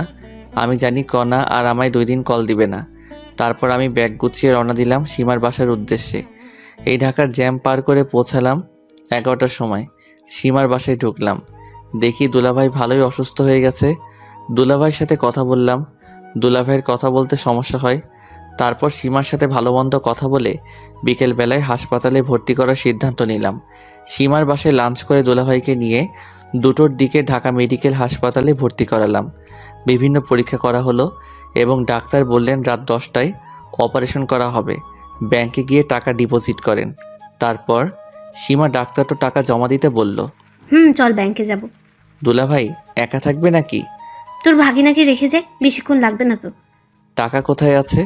আমার অ্যাকাউন্টে। চলো তাহলে। তারপর সীমা দুলাভাইয়ের কাছে গেল এবং সব খুলে বলল। দুলাভাই তার ছেলে আবু হানিফকে রেখে যেতে বলল। আবু হানিফকে রেখে আমরা দুজন হাসপাতাল থেকে বের হয়ে রিক্সা নিলাম। তারপর ইসলামী ব্যাংকে গেলাম। ব্যাংক থেকে টাকা তুলে আবার সোনালী ব্যাংকে গেলাম। সেখানে টাকা জমা দিয়ে হাসপাতালে আসলাম। আমাদের মোট 2 ঘন্টা সময় লেগেছে। একটু দেরি হলে আর টাকা জমা দিতে পারতাম না, কারণ ব্যাংক 5টার সময় বন্ধ করে দেয়। আমরা হাসপাতালে এসেছি 6টার সময়। একটু পর আজান দিবে। দুলাভাই অনেক ভয় পাচ্ছে, অনেক ভীতু প্রকৃতির মানুষ উনি। যাই হোক, দেখতে দেখতে অপারেশনের সময় হয়ে গেল। ডাক্তার দুলাভাইকে আইসিইউতে নিয়ে গেল আর আমরা বাইরে আছি। সীমা তো ভয়ে চুপসে গেছে আর আমিও চুপ করে আছি ভাগিনাকে সাথে নিয়ে। ভাবলাম একটু ফোনে গেম খেলি, কিন্তু ফোনটা বের করে দেখি ফোন বন্ধ, কারণ ফোনে চার্জই দেয়নি। ভাগিনার দিকে তাকিয়ে দেখি ভাগিনা ঘুমিয়ে গেছে। তারপর আমি বসে থাকতে থাকতে কখন ঘুমিয়ে গেছি জানি না। ঘুম ভাঙলো লিপির। মামা ওঠ, খুশির খবর আছে। কি হয়েছে? তোর দুলাভাইয়ের অপারেশন সাকসেসফুল হয়েছে। 3 ঘন্টা পর জ্ঞান ফিরবে। ডাক্তার চলে গেল এটা বলে। দাঁড়া, আমি ডাক্তারের কাছ থেকে ভালো করে শুনে আসি। আচ্ছা যা। তারপর আমি ডাক্তারের কেবিনে গিয়ে সত্যতা যাচাই করে আসলাম। তখন রাত 2টা বাজে। আমি সীমার কাছে আসলাম। কিছুক্ষণ পর দুলাভাইকে একটা কেবিনে শিফট করা হলো। আমি অনেক খুশি হয়েছি। ডাক্তার প্রেসক্রিপশন দিল। আমি গিয়ে ওষুধ কিনে আনলাম। জ্ঞান ফিরলে ওষুধ খাওয়াতে হবে। ওষুধ কিনে এনে দেখে অন্য রুমে শিফট করেছে। ঔষধ সীমাকে দিয়ে আমি ব্যাগ নিয়ে সোফায় শুয়ে পড়লাম। সীমাকে ঘুমানোর কথা বলে দিলাম এক ঘুম। ঘুম থেকে উঠলাম খুব সকালে, সীমা আর দুলাভাইয়ের কথা শব্দে। ঘুম থেকে উঠে দুলাভাইয়ের সাথে কথা বলে ফ্রেশ হতে গেলাম। ফ্রেশ হয়ে এসে দুনিয়ার যত গল্প আছে সব শুরু করে দিলাম। গল্প তো আর শেষ হবে না, খিদেও লাগছে, তাই নাস্তা নিতে ভাগিনাকে সাথে করে বাইরে গেলাম।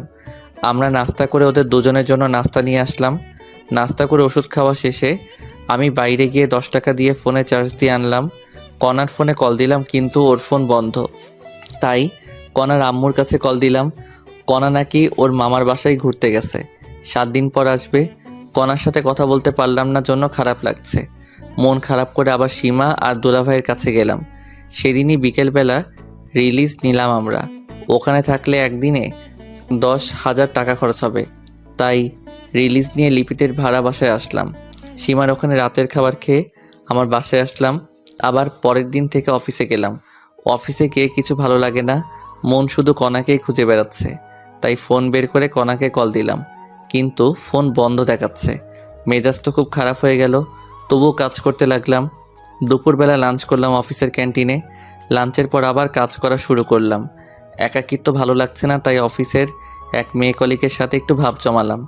ভালোই ভাব জমে গেল একদিনের গল্পে। যাই হোক, কনাও নেই, মেয়েটার সাথে কথা বলে ভালোই লাগলো। এইভাবে 3 দিন গেল, কনার কোনো খোঁজই নেই, ফোন বন্ধ করে রেখেছে। হাসপাতালে যখন ছিলাম তখন আমার ফোন বন্ধ ছিল, তাই কনা আমার উপর রাগ করে ফোন বন্ধ করে রেখেছে। আর তাই আমি অফিসের একটা মেয়ের সাথে দেখিয়ে দেখিয়ে গল্প করতেছি।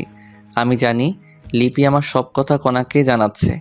অনেক ভেবেচিন্তে নীলাকে সব খুলে বললাম আর ওকে একটু অভিনয় করতে বললাম। নীলাও খুব সুন্দরভাবে লিপির সামনে অভিনয় করে। যাই হোক, এইভাবে 4র্থ দিন চলে গেল। 5ম দিন নীলা আগে চলে গেল অফিস। এই নীলা, শোনো। জি আপু, বলেন। তুমি জানো না কনা ফারুককে ভালোবাসে?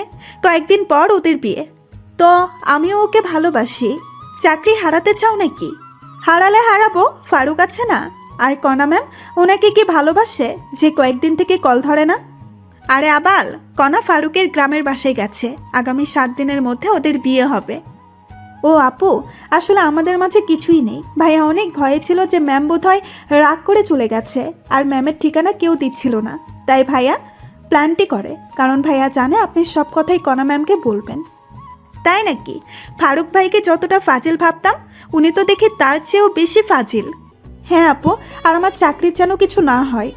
যাও, তোমার 7 দিনের ছুটি। এই 7 দিন অফিসের ধারে কাছেও আসবে না। ফারুক ভাই কল দিলে বলবা গ্রামের বাসায় গেছো, আমরা একটু এদিকে মজা নেই। আচ্ছা আপু। তারপর নীলা চলে গেল। আমি অফিসে ঢুকে দেখলাম কনাও নেই, নীলাও নেই। তারপর লিপিকে গিয়ে ধরলাম। কনা কোথায়? জানি না আমি। ভালো। আর একটা কথা শুনে রেখো, কনা ফিরে এসে আমায় খুঁজে পাবে না। ভাইয়া এইসব কথা বলবেন না। আপনাকে সারপ্রাইজ দেওয়ার জন্য কনা এইসব করতেছে। তাই নাকি? একটু টাচ দিবা। সারপ্রাইজ ভালো নাকি খারাপ? সুন্দর সারপ্রাইজ ভাইয়া। তাহলে আমি নিশ্চিন্তে থাকলাম। আর নীলাকে চাকরি থেকে বের করে দিও না আবার। কেন? ওকে তো বের করে দিব। থাপ্পড় খাবা। আমি ওকে অনেক অনুরোধ করাই অভিনয় করতে রাজি হয়েছিল। আর ওর বয়ফ্রেন্ড আছে। তোমার আপুর মতো সন্দেহ করো না আবার। হোক, আর আজ আমার সাথে লাঞ্চ করবেন। আমি মেয়েদের সাথে লাঞ্চ করি না। কনা বোধহয় ছেলে। বেশি বোঝো কেন? আমায় ছুটি দাও, আমি বাসায় যাব। আপনার অফিস না করলেও চলবে। ছালি আছে না, ওখান থেকে নিজের কেবিনে গেলাম। দুপুর পর্যন্ত কাজ করে বাসায় আসলাম। পরিচিত এক ফার্মেসি থেকে ঘুমের ওষুধ এনে খেয়ে ঘুম দিলাম। উঠলাম পরের দিন দুপুরবেলা। উঠে আবার ফোন টিপতে লাগলাম। মাগরিবের আগে আগে কনার আম্মুর ফোন থেকে কল আসলো। আমি ধরলাম। তখনই বাবা, বাবা, কনা। বলেই কান্না করা শুরু করলো। কনার কি হয়েছে বলেন? কনার। বলেই ফোন কেটে দিল। আমি আবার কল দিলাম, ফোন বন্ধ। কনার ফোনও বন্ধ। কনার আব্বুরও বন্ধ হয়ে আছে। মেজাজ খুব খারাপ। ট্রাউজার পরা অবস্থায় মোবাইল নিয়ে দিলাম দৌড়। রিক্সা করে কনার বাসায় গেলাম। বাসায় গিয়ে দেখি পুরো বাসা বিয়ের সাথে সাজানো। আমি দৌড়ে ভিতরে গিয়ে কনার আম্মুর কাছে গেলাম। কনা কোথায়? কনার কি হয়েছে? ওর আজ বিয়ে বাবা, অন্য একটা ছেলের সাথে। ওই ছেলেটাকে ভালোবেসে ফেলেছে এই কয়েকদিনে। কি বলেন আপনি? আর আমি কি? বাবা, আমার কাছে কিছু বলে লাভ নেই। কনার কাছে যাও, কনা ওর রুমে। আমি এক দৌড়ে কনার রুমে গেলাম। গিয়ে দেখি ওকে সাজানো হচ্ছে। আমি সবাইকে বাইরে যাওয়ার অনুরোধ করলাম। সবাই বাইরে গেল আর আমি দরজা লাগিয়ে দিলাম। কনা, এগুলো কি শুনছি আমি? যা শুনছো তাই সত্যি। আমি বিয়ে করতেছি অন্য ছেলেকে। আমার অপরাধ কি? ভিখারির ছেলের শখ দেখ। ওই ছেলে আমার ক্রাশ ছিল, অনেক প্রপোজ করেছি কিন্তু রাজি হয়নি। 2 দিন আগে রাজি হয়েছে। ও ভালো। ম্যাম, আপনি সুখে থাকলে আমি খুশি। আর আপনার টাকা কিছুদিন গেলেই দিয়ে দিব। লাগবে না, তোদের পরিবারকে ওই টাকা দান করে দিলাম। ম্যাম, লাগবে না, আমি শোধ করে দিব। ভালো থাকবেন, সুখে থাকবেন, আর জীবনে দেখা হবে না আপনার সাথে। বলেই ওর দেয়া আংটি খুলে ওর হাতে দিয়ে রুমের দরজা খুলে কান্না করতে করতে সিঁড়ি দিয়ে নামলাম। নেমেই ফার্মেসিতে গিয়ে 4 পাতা ঘুমের ওষুধ সিস্টেম করে কিনে বাসায় গেলাম। সাথে 4 প্যাকেট সিগারেটও নিলাম। বাসায় গিয়ে শুয়ে পড়লাম। কি করব ভেবে পাচ্ছি না। ভাবতেছি আত্মহত্যা করব, আবার বাবা মায়ের মুখের দিকে তাকিয়ে করতে মন চাচ্ছে না। আমি পানি আনলাম, ঘুমের ওষুধ খেয়ে শুয়ে যাব। ঘুমানোর আগে কণাকে দেওয়ার জন্য একটা মেসেজ লেখা শুরু করলাম। তখনই আমার ফোনে কণার ফোন থেকে কল আসলো। আবার কল দিছো কেন? বললাম না আমি কোনোদিন তোমায় ডিস্টার্ব করব না। প্যাক প্যাক না করে তোমার দরজা খুলে দাও। আমি ঘুমাচ্ছি, দরজা খুলতে পারবো না। খুলবি নাকি 999 কল দিব? দরজার সামনে কে? খুলে দেখ আগে। ফোন কেটে দিয়ে দরজা খুলে দেখি আমার আব্বু আম্মু আর কণার আব্বু আম্মু দাঁড়িয়ে। আরে আপনারা ভিতরে আসুন। আসতেছি। তারপর সবাই বসলো আমার বিছানায়। আমি চেয়ার নিয়ে আসলাম। তখনই বাবা, আমরা কখনো কল্পনাও করতে পারিনি এমন কিছু হবে। আরে আঙ্কেল কি করছেন আপনি? আমি আপনার ছেলের মতো, আর আপনার এখানে করার কিছুই নেই। তবুও আমাদের অনেক খারাপ লাগছে বাবা। আন্টি, আমি কণাকে ভালোবেসেছি। আমি চাইবো অবশ্যই সে সুখে থাকুক, আর কণা এখন তার মনের মতো পাত্র পেয়েছে আর সুখে থাকবে, এতেই আমি খুশি। তাহলে তুমি একটা মেয়ে দেখে বিয়ে করো। আমি আর বিয়ে করতেছি না। কেন বাবা? অত্যন্ত পার্সোনাল আঙ্কেল। আর আপনার মেয়ের বিয়ে আর আপনার এখানে অনেকে আবার অন্য কিছু ভাববে। ভাবলাম তুমি যদি আবার কোনো অঘটন ঘটাও, তাই আশা। আমি আত্মহত্যা করলে আমার বাবা মার কি হবে? সারা জীবন না হয় কণার ছবি সাথে নিয়ে থাকবো। আচ্ছা আপনারা থাকেন, আমি কিছু নিয়ে আসি। কোথাও যাওয়া হবে না। আমার কলার ধরে দরজা দিয়ে ভিতরে ঢুকলো। আমি কিন্তু কিছুই করিনি, ভয়ের ঠেলায় চেয়ারে বসে আছি। সেটা জানা আছে, এখন বসে থাকো তুমি। দুলাভাই, কেমন দিলাম সারপ্রাইজ? কারো ফাটে কেউ হাসে, কেমনটা লাগে? আমার কথা শুনে সবাই হাসতে লাগলো। তারপর কাজী রুমে প্রবেশ করলো, সাথে ইমাম আর মুয়াজ্জিন। আমার 2 রুম মানুষ দিয়ে ভর্তি হয়ে গেল। তখনই আঙ্কেল, প্রেমিকার বিয়ে, প্রেমিকের সামনে পড়াবেন নাকি? আমি বাইরে যাচ্ছি। আরে গাধা, তোর সাথেই কণা মামনির বিয়ে। তাহলে যে বলল কণার একজনকে ভালোবাসে। আমি সব বলবো, কিন্তু পরে বলবো। আচ্ছা, তোমাকে শিক্ষা দিব আমি কি জিনিস। যাই হোক, অনেক কাহিনী শেষে বিয়ে পড়ানো শেষ হলো। আবার কার আসলো, আমাদের সবাইকে আমার কণাদের বাসায় নিয়ে যাওয়া হলো। সেখানে গিয়ে দেখি আমার ভার্সিটির সব বন্ধুই আছে। ওদের সাথে অনেক দিন থেকে দেখা হয় না, কথাও হয় না। আমি তো ওদের দেখে অনেক খুশি। আমার সব বন্ধু বিয়ে করেছে, অনেক বাচ্চাও আছে। আর আমার বন্ধুদের সাথে আমি ইচ্ছা করে যোগাযোগ করিনি। যাই হোক, আমার বাসায় রেজিস্ট্রি হলো, এখানে কবুল বলানো হলো। রাত 2টার দিকে বিয়ে পড়ানো, খাওয়া দাওয়া শেষ। তারপর আবার আমাদের গাড়িতে করে নিয়ে যাওয়া হচ্ছে, কণা আর আমি পাশাপাশি। বুঝলাম না কোথায় যাচ্ছি আমরা। আমাদের বর্তমান ঠিকানায়। বুঝলাম না। তোমায় বুঝতে হবে না। আমাদের 5তলা বাসায় 2য় তলা আমাদের থাকার জন্য ফাঁকা করা হয়েছে। এখন থেকে আমি, তুমি, আমার শ্বশুর শাশুড়ি মা সবাই একসাথে এখানে থাকবো। সত্যি? বলেই জড়িয়ে ধরে কিস করলাম। পরে যখন সন্ধ্যার কথা মনে হলো ছেড়ে দিলাম। জানি মন খারাপ করেছো, তোমায় বাসর ঘরে সব খুলে বলবো। হুম। দেখো, তোমার বিকাশে টাকা দিয়েছি, কোনো দোকান দেখে ক্যাশ আউট করো। তোমাকে আজ খসাবে সবাই। কেন? আনহার লিপি বাসর ঘর সাজিয়েছে, তার জন্য টাকা দেওয়া লাগবে না? আদনান লাইটিং করেছে, তার জন্য টাকা দিতে হবে না? না, আমি কিছুই দিব না। মন খারাপ করে সিটে হেলান দিলাম। আচ্ছা। বলেই কাঁধে হেলান দিল। আমি আর ওকে সরিয়ে না দিয়ে শুয়ে থাকলাম। কিছুক্ষণ পর একটা 5তলা বাসার সামনে আসলাম। বাড়িটা লাইটিং করা। আমার বুঝতে বাকি থাকলো না আমরা কোথায় এসেছি। আমি নিজে সোজা সিঁড়ি দিয়ে উঠতেছি, তখনই এই জমিদারের পোলা, তোর বউকে কে নিয়ে যাবে? হেঁটে আসবে। আমি হেঁটে যাচ্ছি। তারপর কণা উঠতে ধরলো। কাপড় লম্বার মাটিতে লেগে থাকার কারণে পায়ের সাথে লেগে পড়ে গেল। সাথে সাথে আমি দৌড়ে নিচে নেমে আসলাম। ব্যথা পেয়েছো? না। কোলে করে নিয়ে যা হারামজাদা, দেখিস না হাঁটতে পারতেছে না। তারপর ভদ্র ছেলের মতো কণাকে কোলে নিলাম। তারপর সিঁড়ি দিয়ে ওঠা শুরু করলাম। সবাই হাততালি দিচ্ছে, আর কণা আমার হাতে কামড় দিল। আরে করো কি, ফেলে দিব কিন্তু। মার খাবে নাকি? চুপচাপ নিয়ে চলো। তারপর আমি দোতলায় উঠলাম কণাকে কোলে নিয়ে। আমার বাসর ঘরে ঢুকতে দেয়া হলো না, আমায় সোফায় বসায় রাখা হলো। আর কণাকে লিপি এবং আনহা মিলে একটা রুমে নিয়ে গেল। আমি সোফায় বসে থাকতে থাকতে বিরক্ত হয়ে গেলাম। সাথে সাথে ফ্রি ফায়ার বের করে খেলা শুরু করলাম। জানি না কতক্ষণ গেছে। কিছুক্ষণ পর আনহা এসে আমার ফোন কেড়ে নিল। ফোন দে, মাইনাস লাগলে ফাটাবো তোকে। আমি খেলতেছি, তুই রুমে যা, তোর জন্য ভাবি বসে আছে। ভাবি হয় একটু সময় দে, আমি ম্যাচটা শেষ করি। যা বলছি, না হলে আব্বু এসে থাপ্পড় মারবে। ইয়ে মানে আনহা, রুম কোনটা রে? আজকেই প্রথম আসলাম তো এই বাসায়। টাকা দে আগে। ভাগ লাগবে না, আমি যাবই না। কিছু তো দে। ধর। ওই রুমে যা। আচ্ছা। তারপর আমি রুমে গেলাম, দরজার সামনে গিয়ে হালকা কাশি দিলাম, সাথে সাথে লিপি আসলো। দুলাভাই টাকা দেন। আনহাকে দিয়েছি। কত দিছেন? 2। আরো 1000 দেন। তোমারই বোনের টাকা, নাও, সমস্যা নেই। হোক, তবুও দেন।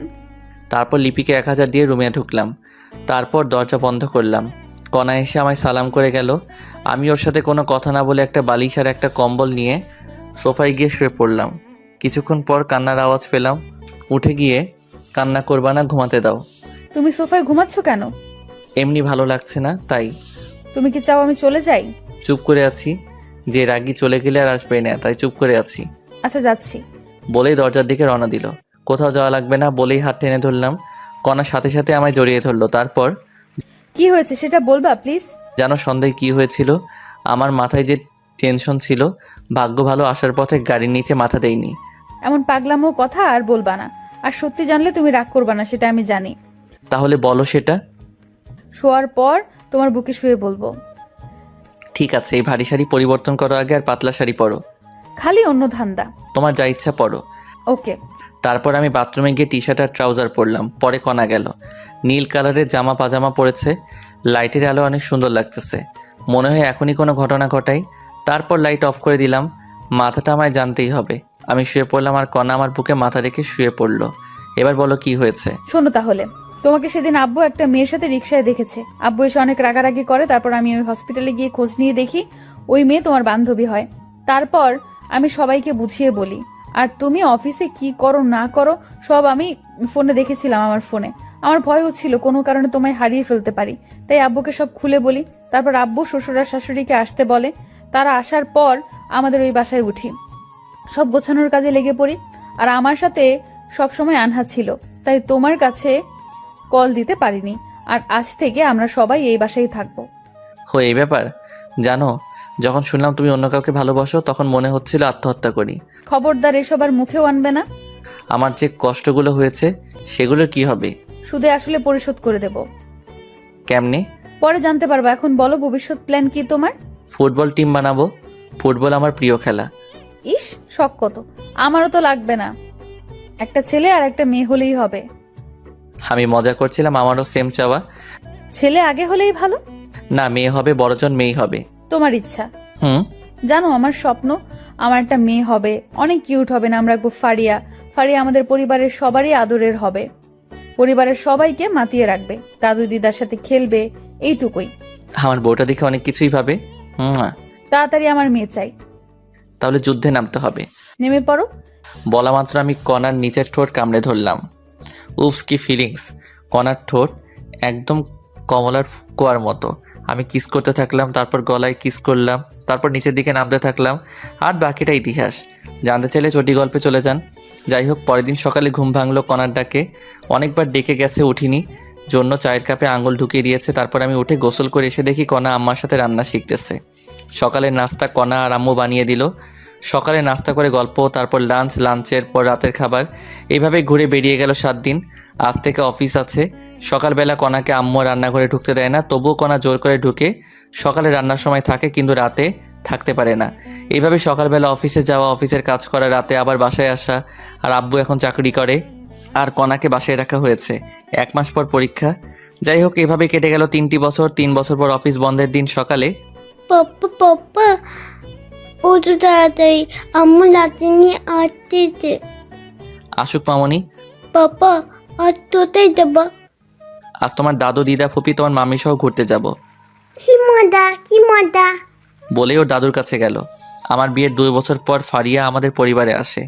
ফারিয়া অনেক কিউট, সারাদিন সবাইকে দৌড়ের উপর রাখে। আর আনহা মেডিকেলে পড়ে এখন। আমি ব্রাশ করে রান্নাঘরে গেলাম। আমি যাওয়া মাত্র আম্মু অজুহাত দিয়ে চলে গেল। আম্মুও বুঝতে পারছে। আমি কণাকে পিছন থেকে জড়িয়ে ধরলাম। কণার সাথে সাথে নড়াচড়া বন্ধ করে দিল। কি করো? আম্মু আসবে। আরে আসবে না। কি শুরু করছো? শুরুই করলাম না। ঠিক আছে যাচ্ছি। দাঁড়াও, বাজার করে এনে দাও। আচ্ছা লিস্ট দাও। দাঁড়াও। তারপর আমি ব্যাগ নিয়ে বের হলাম। তখনই কণা আমায় ডেকে রান্নাঘরে নিয়ে গেল। লক্ষ্মী ছেলের মতো বাজার করবা, রাস্তা দেখে পার হবা। তারপর আমি বাজারে গিয়ে লিস্ট অনুযায়ী বাজার করলাম। বাজার নিয়ে বাসায় আসলাম লাঞ্চের দিকে। বাসায় এসে গোসল করে টেবিলে বসলাম। আমাদের অভ্যাস হয়ে গেছে সবাই আম্মুর হাতে তোলা ভাত খাই। আজও আম্মু সবাইকে তুলে খাওয়াচ্ছে আর আমরা সবাই তৃপ্তি সহকারে খাচ্ছি।